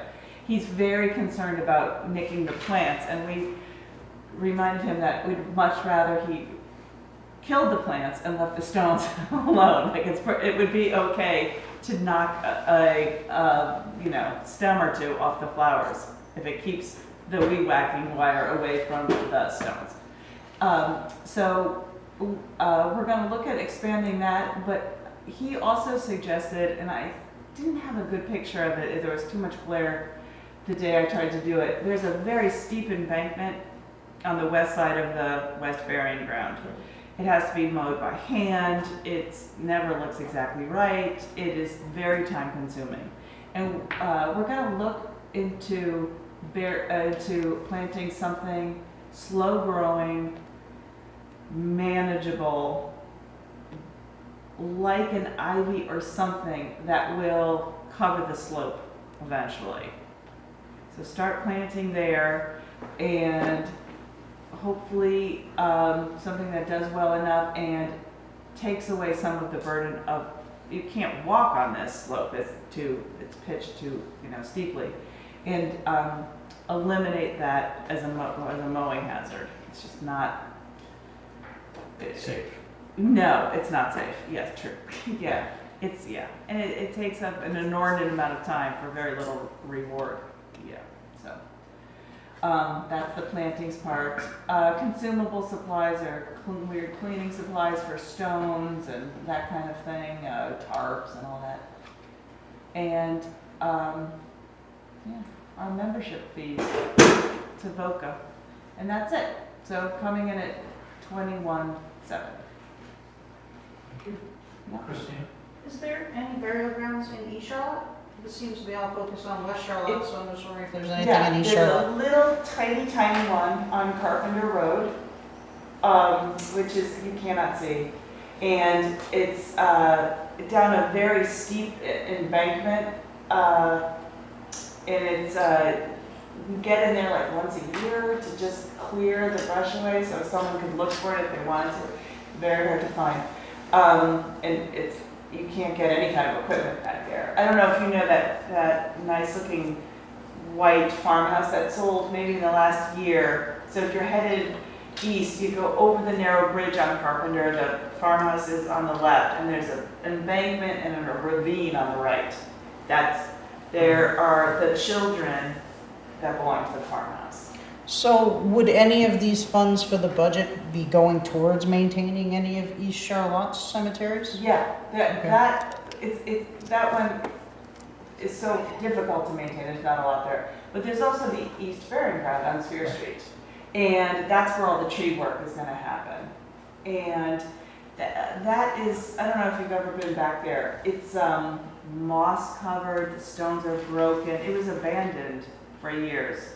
And I want to say 3 or 4 years before I came on a year ago, Stephen Brooks got in there and got the driveway, figured out, put in a gravel drive, circles around an old apple tree, and cleaned out a lot of the trees that were rotted and falling down and had broken 50 stones. It was a mess. It is still, looks like an abandoned cemetery. It's cleaned up as much as it can be, and we're gonna just keep the trees from being dangerous in there. And there's a moss bed that's growing, but it was beyond. There's maybe 3 or 4 stones that are legible. It's sad, actually. And there's one more tiny little private cemetery, and I can't think of the the Reverend's name. Do you remember his name? Oh, shoot, I should. Yes, yeah, he's got a funny, old-fashioned, crazy little name, and he's back in the, but, you know, they have Morningside, and that's been private since 1918, so we don't, that's not our cemetery. Right, I was just wondering about the actual budget, like when you're talking Yeah. about cleaning stones up. So really the only cemetery outside of tree stuff that you're maintaining this budget is for then is the West Burial then? No, because we'll get in there and eventually we'll write the stones that are at Sherman Quinlan. The problem is they're not visible, so it's just, it's not that it's not a priority, it's that when it's done, nobody knows. Other than a little blurb in the paper, it's, you know, it's, you can't see them from the street, so, yeah. Well, it's a major increase, but you're taking the fencing, which has been talked about for a couple of years, so Yeah. I think it's a good thing. You guys are very active, or publicly to us anyway, more active than what we'd seen in the past, so I think it's great. Thank you. I just have a question about when you said you were gonna try to do some of the fencing this year. How much, well, maybe you're raising funds for that? Because I don't think that's in your budget. All right, we have, because we budgeted a lot for mowing last year, and we haven't spent a lot for mowing this year. So there's a little more money than we had anticipated. We also have a special fund Yep. that we're willing to roll into the general fund. So we're pretty close. I mean, for this year, to finish that one side, Right. 3,936 it says on there. Right. And we've debated back and forth about requesting a reserve fund so that we don't have to zero out that general fund if it was being earmarked specifically for a big capital expense like a fence. You have a capital fund. That's what your That's special what your, fund that's is. what your That's special what a fund is. special fund is, but you can't back funds out of the general fund into the special fund. No.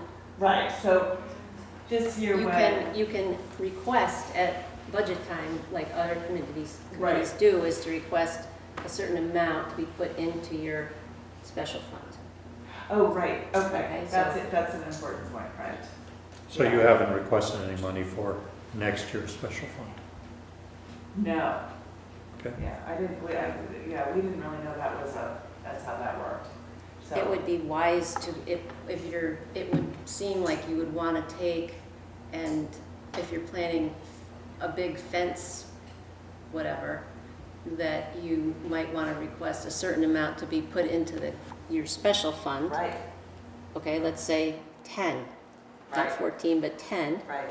And then with the thought that you might be raising money or whatever, but regardless, if you come to your fence project and it doesn't happen for whatever reason in 1819, you still have your fence fund, and it doesn't, Go right. if it's in the general fund, It goes away. it goes away on June 30th. Exactly. No, that's a very good point. We didn't realize the subtleties of how that So do worked. you recommend, how much do you recommend putting into the fund then? From the budget of the 21,700? Well, it's up to you, but because and maybe they want to get real, before the end of our budgeting time, maybe they want to get 3 really good quotes that have the type of fence that looks like what you're going to use, so you have a better number, and take, let's say if they come up with a quote of 14,000, take 12 or take 10, put it into the Right. special fund, thinking that we're going to be able to make up people are going to donate for a fence. When the book is out there and people are buying the book and they realize that the cemetery needs the fence work, people are going to donate. That's where the donations go.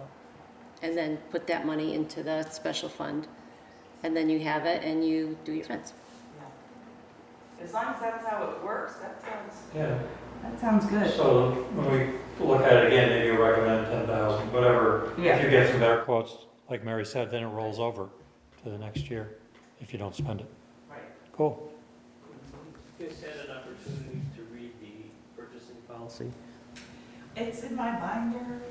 I have got, Last year, we spent an inordinate amount of time on so the bidding process, not all of that, is that what you're Well, referring to? for the most part, yes.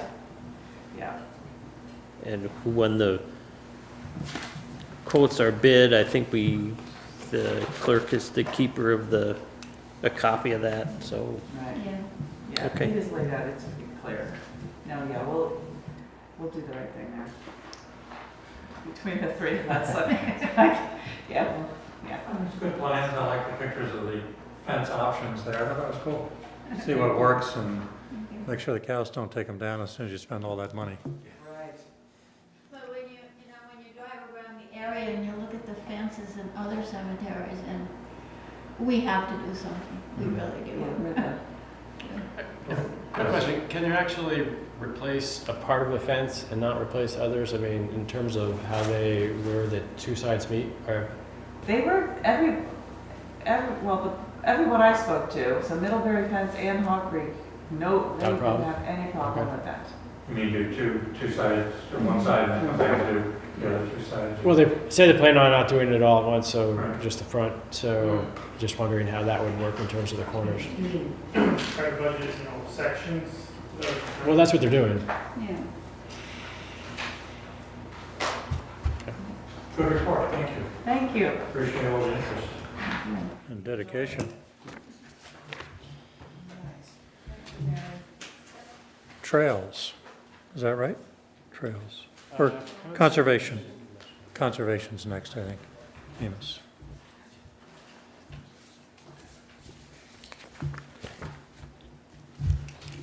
Trails, conservation.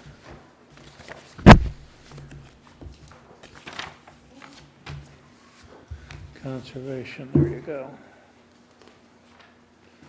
So you're the sole, you're in conservation too. Remind me of your name? I'm Susan Blood. Okay. Susan Blood, there you are, yep. Okay, you want to just kind of go through it then?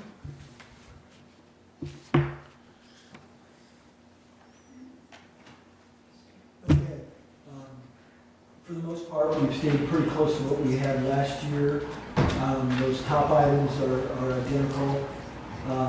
The invasives control, and that also includes water quality monitoring with the Lewis Creek Association. I think our education and outreach, this of course is an extension of what we're doing this year, and what we're doing this year is developing some educational strategies really and materials.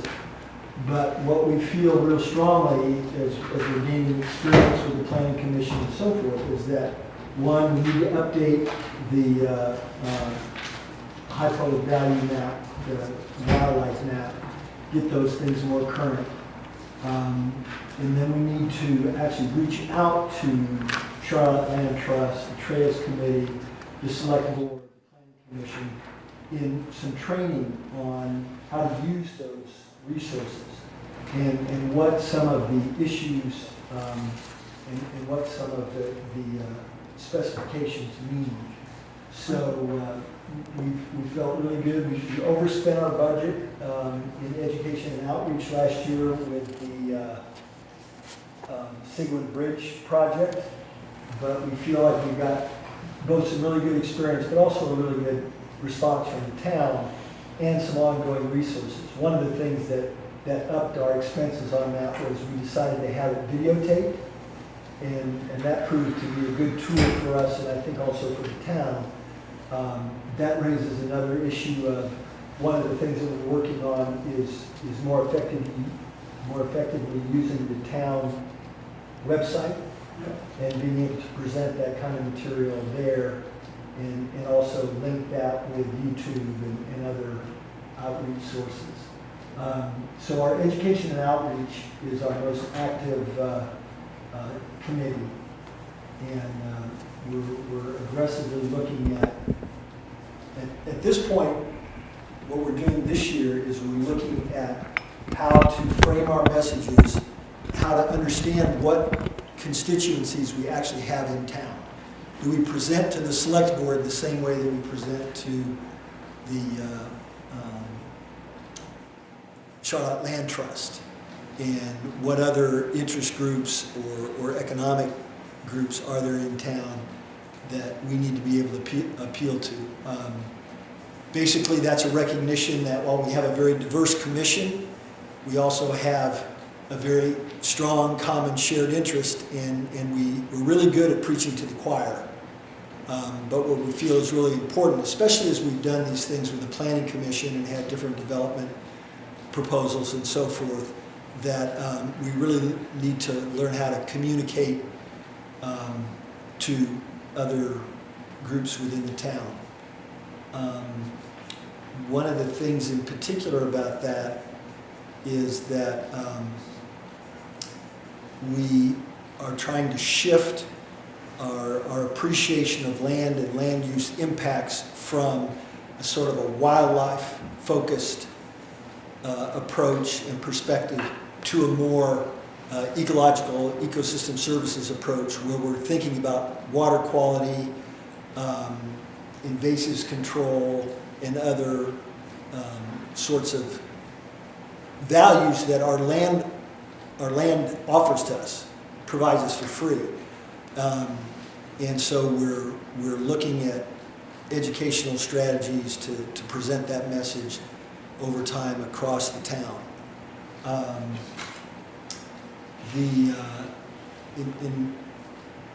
don't know if you have any questions about that. The one increase that we had that's significant from last year is that next item, the Association of Vermont Conservation Commissions. There's a 50-year annual membership fee, or a $50 annual membership fee that we've had on our budget for as long as I've been around. And this year we're asking to increase that to allow travel expenses and registration expenses. We had 5 members attend the last meeting, and that's a $40 registration fee per person. And Where's that? Was that in Montpelier or? that was in Starksboro. Starks? Yeah. The year before it was in Randolph. I see. And up to this point, commissioners have always just paid their own, but we didn't feel like, and we felt like it was not unreasonable to ask for some amount to help compensate that. And also to make the point that we have been the most represented Conservation Commission in terms of the numbers of our commissioners who have gone to those. And this year in particular, the agenda was almost tailor-made for our agenda, in that there were workshops on trails and siting trails and how to develop trail projects.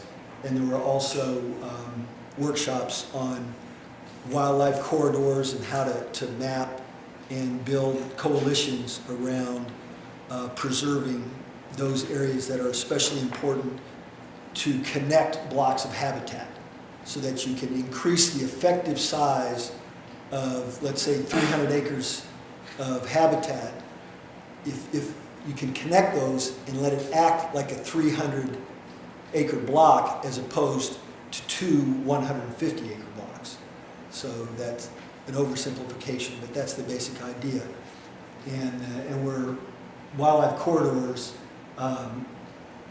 The next item on there, that's specifically about getting the map updated and doing on-the-ground observations and appealing to citizens of the town to offer us what they know about wildlife on their properties or in their area, so we can begin to accumulate that knowledge and reflect it in an updated map.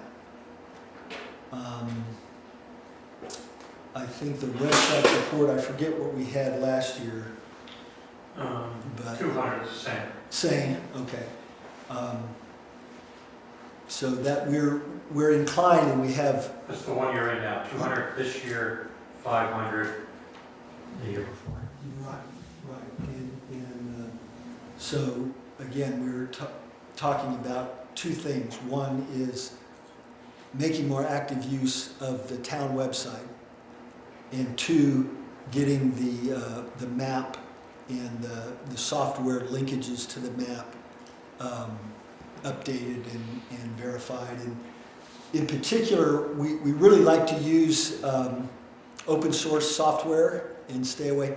But in some cases, we're interacting with associations or different sources of information who have proprietary software, and you have to be able to match up with that. So we don't have any specific decisions about that we're requesting information for, but we recognize in our conversation that there were a couple of areas where we couldn't be sure that we could get open source software. Below that is the rollover of the calendar request that we had for last year, and we're aware that our special fund has $500 and some approximately, but what we asked for last year was really a loan. And as I listened to this previous conversation, I'm wondering about whether we should ask that to go into the special fund, our special fund. But the intent of that is that the calendar pay for itself, and that whatever funds that we get from the town, we're able to repay.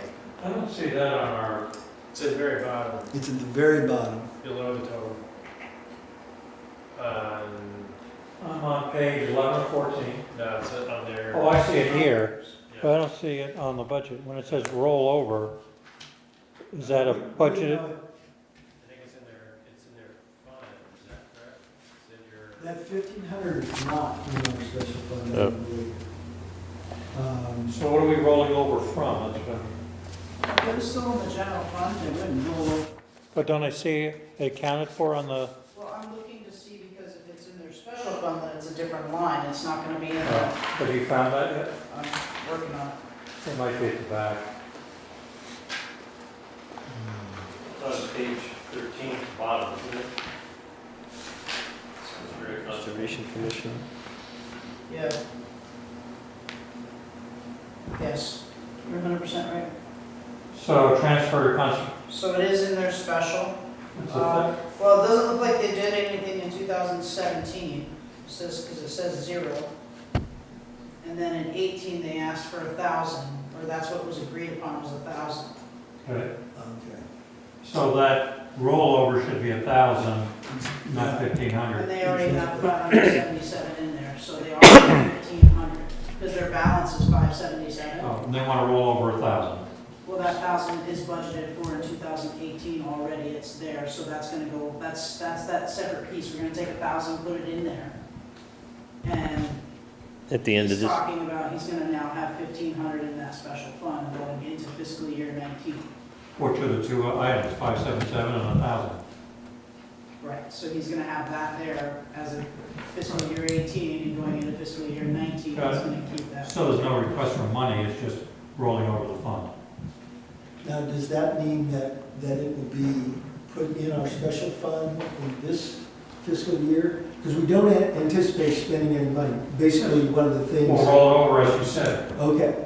It doesn't, when it's in the special fund, it doesn't go anywhere. No, It's just that automatically. it's earmarked for something specific, and that's, Okay. you know, and you try to use it for that particular item. Okay. So, I mean, we want you to use it for that item, so fiscal year 18, your request was $1,000, that's what they decided to put in that fund. In that special fund.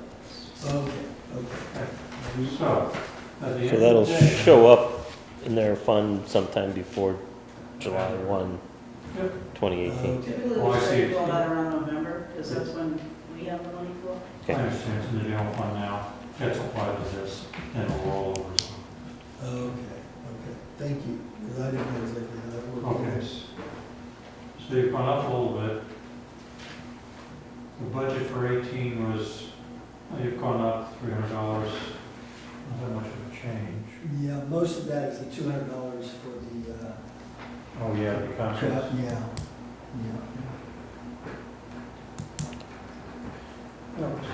Anybody have any other comments? Do we get what we need for accounting, Christina, from Lewis Creek, finally? Yeah, I think we do. Okay. I think we have. In years past, it was difficult, but I think we haven't had a problem in the last couple. Okay. I would double check with Mary on that 100%, but I think we get the stuff pretty reasonably. we tried to clean that up, and we feel like we have. Okay.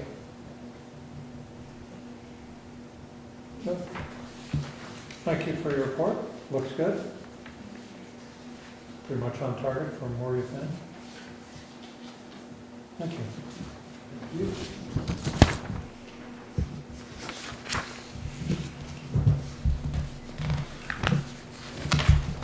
Trails from here. So have we heard anything from the grant? Dean, any feedback at all? Is that good news, bad news, or don't we know?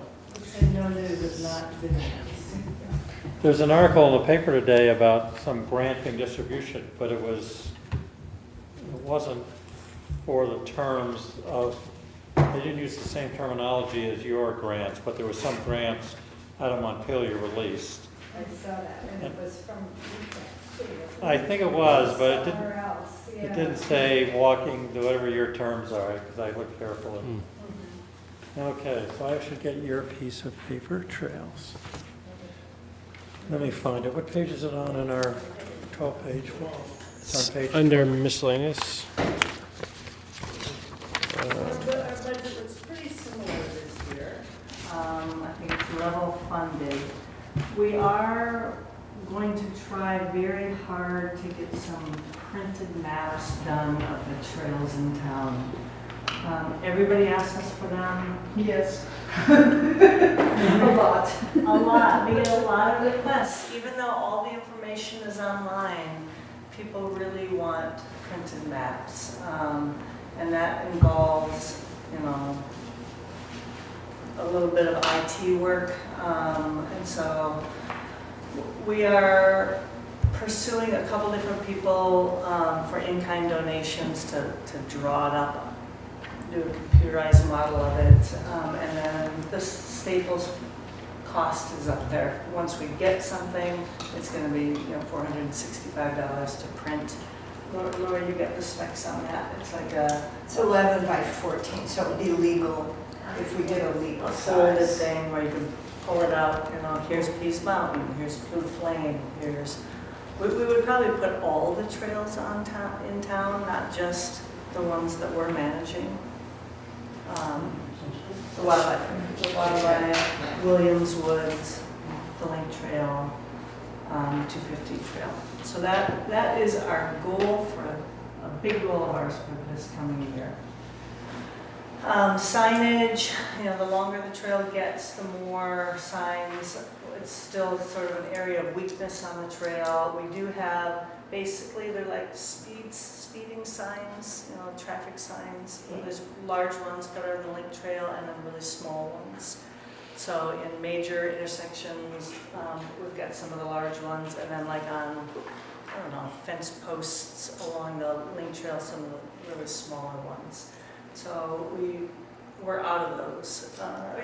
You just got some. I have some, but we also need signs about the dogs on leash and because that, I know, is a continuing discussion. So I think from every side trail that goes into like the Town Link Trail, we need to have a sign, you know, dogs must be leashed, that kind of thing. So I think it's not only the Town Link Trail signs, it's also dogs. Development, we have a couple, well, we are planning on doing an opening of the underpass, some type of event, but that will be from this year's budget. Is it clear in both directions, or? It's a go. Wow. Finished product, top gravel. In fact, Jordan was on the trail this weekend. He said he saw 11 people out there, just like him running by. So all of a sudden, There's beautiful landscaping all on the side of it too, a lot of little shrubs and trees that plant, it's really nice. people are using it. So you get to it from the Rivermac and State Park or Or co-housing? co-housing. Yep. And definitely do a select, we should do a select board walk. It's hard to see from the road, it's so well. You can see the underpass. Yeah. You know, you can see the size of the underpass, but, Landscaping is something you guys get to maintain now? I mean, you know, You know, it's all little shrubs that I think are, I don't know if we're maintaining that. I don't know that we are, but I'm I sure think the it's- state's planting them, but I doubt they're gonna come back and weed and trim and all that other stuff, so. it looks really good. So, where was I? So for development, we are gonna do the year end. We have a contact list of about 350. And the list is old and needs to be updated. We have a lot of new families in town. And so there's a discussion in Trails whether we're gonna do a household mailing and try and hit everybody, or just enlarge our current list, because that takes some, it's a database management. Because of that 350, we have about 125 donors. So we have a high percentage of donors for our list. But we are going to be sending out more this year. So that budget is up a little bit. And we haven't been sending out remittance envelopes, and we're going to be doing that this year. The benches, we have 2 benches in at co-housing, and co-housing likes where those are. We met with the owner of the vineyard last weekend to find out, what's acceptable for him. So I missed last It went really well. meeting, but, so you're all set to put them in place, or they? Put one in place on his place. And there's a little picnic area there. It's got what's it? I can't think what that whole area is called. It's bigger than a gazebo, yeah. but it's where his farm workers hang out and have lunch. And he actually said that trail users are fine to use it, that we might want to spruce it up a little bit. But he has a total vision for that place that is perfect for the trail. He's planting lavender. He's going to be planting upright junipers, and I think the trail's going to be really beautiful through there. And where he would like to see the bench, it's still within our right of way, but it will look over his lavender field and out to the Adirondacks. I mean, it's a really nice location that he, where he would like to see it. I think it's a great location for us as well. So, yeah. And so that's one bench. We may put another bench up next year. We do have a donation. We don't have it received yet, but we have someone who's pledged a bench donation. So we could put one other bench up. And the workday materials are pretty minimal. You guys were meeting with the Vineyard View also to talk to him about parking. What was the result of that? right. He was thinking, and I don't know what the deal is, but he was hoping to see it more down at Lower Old Town Trail. There's actually where they put the crushed stone, there's a way that their vehicles, I don't know if state vehicles or what they're envisioning, can get down into the underpass to do work for drainage or whatever else they might need to do. And it depends where the bollard is put. I'm assuming they're going to put some kind of a bollard there so that vehicles can't go in there. Yeah. But there used to be a couple of parking spots down there, and we didn't get into all the specifics of that. We were talking to him because we thought we'd wait until it was completed and see what happened. So the couple you're talking about is that State Park Road, or? Well, I'm not sure where Yeah, we this is more Lower Old Town Trail. Which is off of East Thompson's Point Road? Off of Route Route 7. Off of Route 7. I I have to go look at that. Yeah, and used to be that you could get to the Mac Trail. There were two little parking spaces on the north side of Lower Old Town Trail. The Vineyard That has changed. The vineyard. Do you And you're gonna meet with know him what about the status is of that? parking. I think it was minor temporary, but I'm not. Might have been 'Cause I'm not sure where parking would be on his place. I mean, he's got a driveway, but that's around his house. Right. And you wouldn't be able to park at the entrance of the trail because that's Right. the trail. I just was remembering when you guys were here last, I can't remember exactly where it was gonna I be. mean, but Vineyard View is a possibility, something along there. We were meeting with someone and you were gonna talk to them about easement for parking spots, so. Or the baseball fields, that's in the very far both. An easement where? For parking. Oh, it was the last time you were here. I was trying to distinguish whether that had occurred or not. Okay, In fact, that's a question for us. When does the baseball budget come up? Next meeting. Because we do, Trails would like to request a couple parking spots and an easement at the ball field so that people can park there and walk onto the trail. You know, it's sort of, it's being used for that, and I think it would be good for us to get like some official easement. And I'll reach out to, there's somebody new managing that, but I would like the select board involved too. And also, what's your, is it Melissa? At the Berry Farm? At the Berry Farm. Yeah, I called her, she just called me back today, so I'm gonna call her the same thing, to try and get an easement over their driveway to get to the ball fields. So that, yeah, we actually have an easement, a legal easement that would take us up there, and then that we would be able to park and then go into the trails. And then the only other thing that's not on here, I'm assuming it's under the mowing budget, but we would like the Mac farm to start being mowed next year. So if there's the 250 loop goes through the Burns property, and then the Mac easement is on the very east side of, just the length of their farm. So how much more mowing is that? Is it, I mean, it's the length of the Mac farm from north to south. what is it, isolated, or can they reach it from the edge of the? From the Burns property. You can reach it from the Burns property. So if they're mowing the Burns property, I don't even know, is someone mowing the 250 loop? Not specifically, just the Burns property loop, which is, some of that is the 250 loop probably, but not the. Not in the woods. Right. So should that be added to your RFP then? Right. Okay. Yeah, you might have to go in the woods a little bit to get to it. I'm not sure. And we would obviously want to talk with Robert next spring before we do that. But, we're like trying to connect co-housing, and if we get people using it, that's our goal. And you have another 5,000 in the fund, I see. Yep.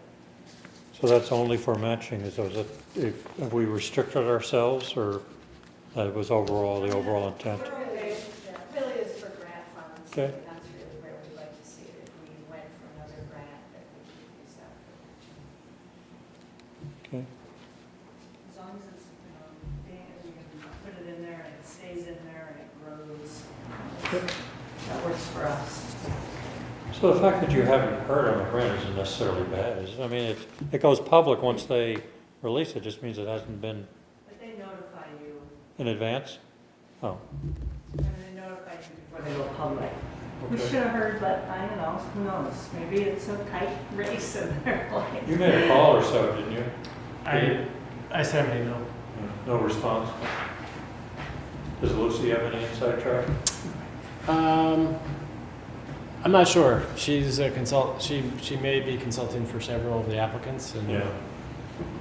I mean, if the answer is no, we'd still like, to get on the select board agenda at some point and do what we need to do to apply next year and be a little bit more prepared. Well, that's kind of what we said, it was what Lucy was saying, it was to you guys, that at least you're on the list, and if you don't make it, then I was thinking we'd hear, if it was positive, mid-September, we'd have time to put it on in November if we went to the town, but that time is gone now. We don't have enough time to warn it or anything, and they'd want to know by the end of the year. We'd have a tough time getting Charlotte's support, the fact that it hasn't been released yet. If we go to the town. Well, I mean, if they come back in 2 weeks from now and say we got the grant, Yeah. I feel like, there's enough ways to communicate, and, the town's already voted twice to support this trail. I think it would be like, do we want to do it this way or this way? Well, I think the select board said we wanted to have a public vote or a public, special meeting. How far did Lucy get with wetland people? The Agency of Natural Resource came out and they actually did a final report. They came out and. So, well, they did a report, but they haven't got a design because the Agency of National Resources can double and triple your budget on anything they're involved with. So I don't know if Lucy has actually got any, I didn't see anything in that letter they sent other than we're gonna keep looking at it and we're gonna have an opinion when you come up with a design, which usually just means a bunch more money. Yeah. What I read on the state park section was that they preferred it into the wetlands but close to the road. That was A&R's, not next to the road. That Well, they was said if had anything, to- anything there was something they had to opine on because it would be extending the road, whether it was right next to the road or parallel to the road or wandered through it, that they were gonna be interested in it.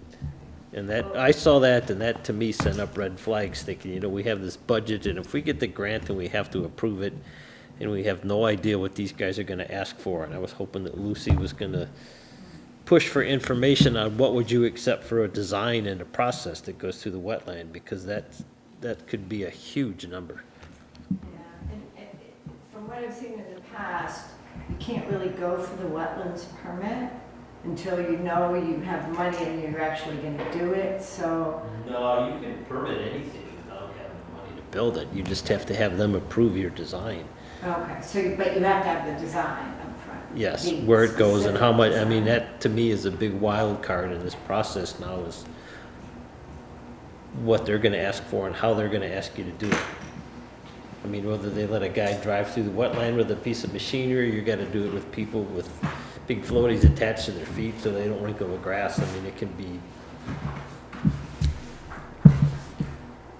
they can ask for lots of stuff that just cost money. So, and I didn't know if, is Lucy done with you guys? Is she?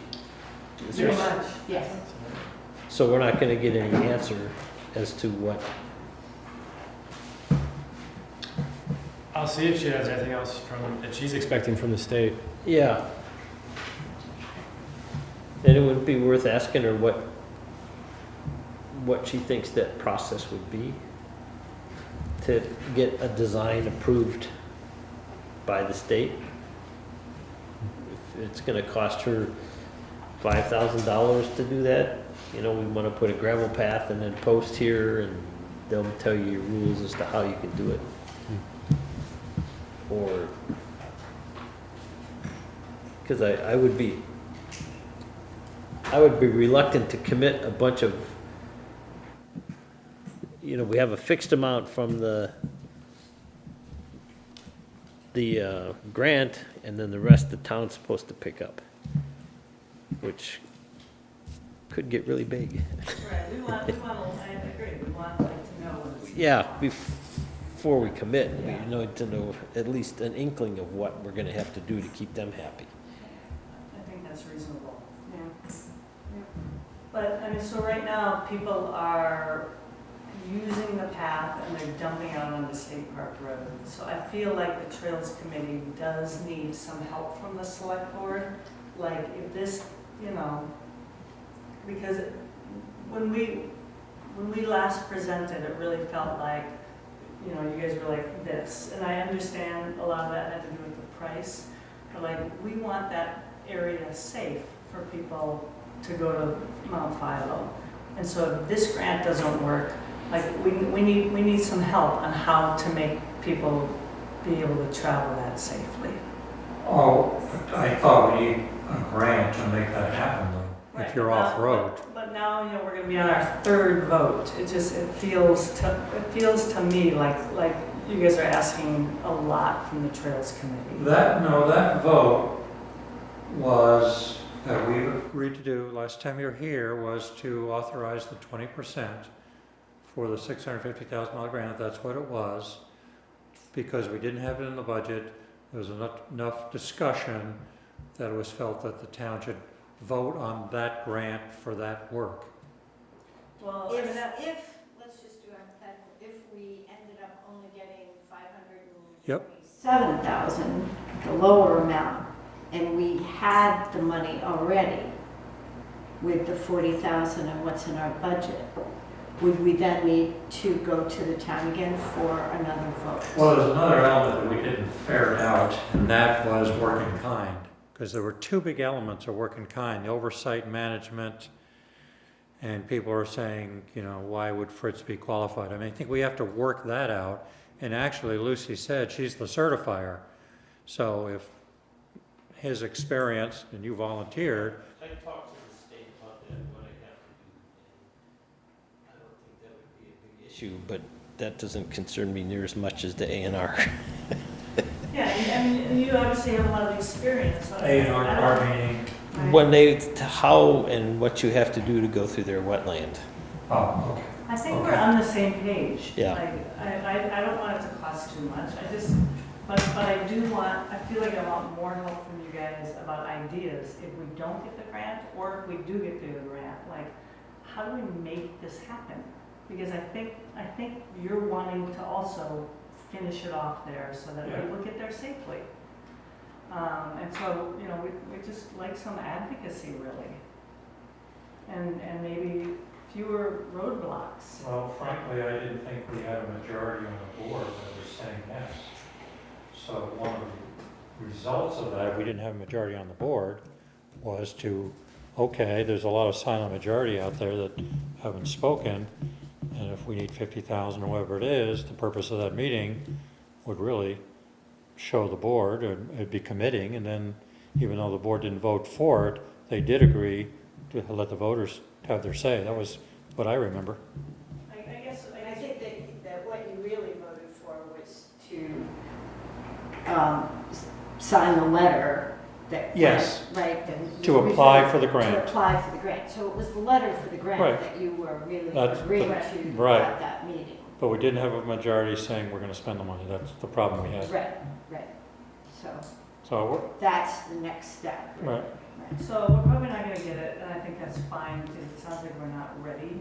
But we would like to be in a position a year from now to be ready, to not have to do a town vote in November and not have urgency and just have a plan and that's affordable and, you know. That's why I guess I'm a broken record, I mean, but. The gravel part through, not in the wetland, is a reasonably predictable, and, I mean, that's how I want to do it. if you're gonna commit to doing that, I mean, that's a reasonable, accurate price that you can get. But if you commit to someone paying up to 400, 526,000, and you have to pay the rest, and we end up spending $1 million because the A&R wants them driven with powder puff stakes at a 50-foot center, that meant we just committed the town to $500,000. No, we shouldn't do that. I mean, the Trails Committee would prefer it by the side yeah. of the road so that it's affordable and safe. And I would imagine, I mean, the last time, I think about doing the co-housing section of the trail. And I think that, I'm pretty sure that we got our funding first, and then we got all of those permits, the archaeological and the wetlands and all of those, once we knew that we were actually going to do it, because we didn't want to pay for that money up front and then not, you know, to have those done and then not actually do the trail.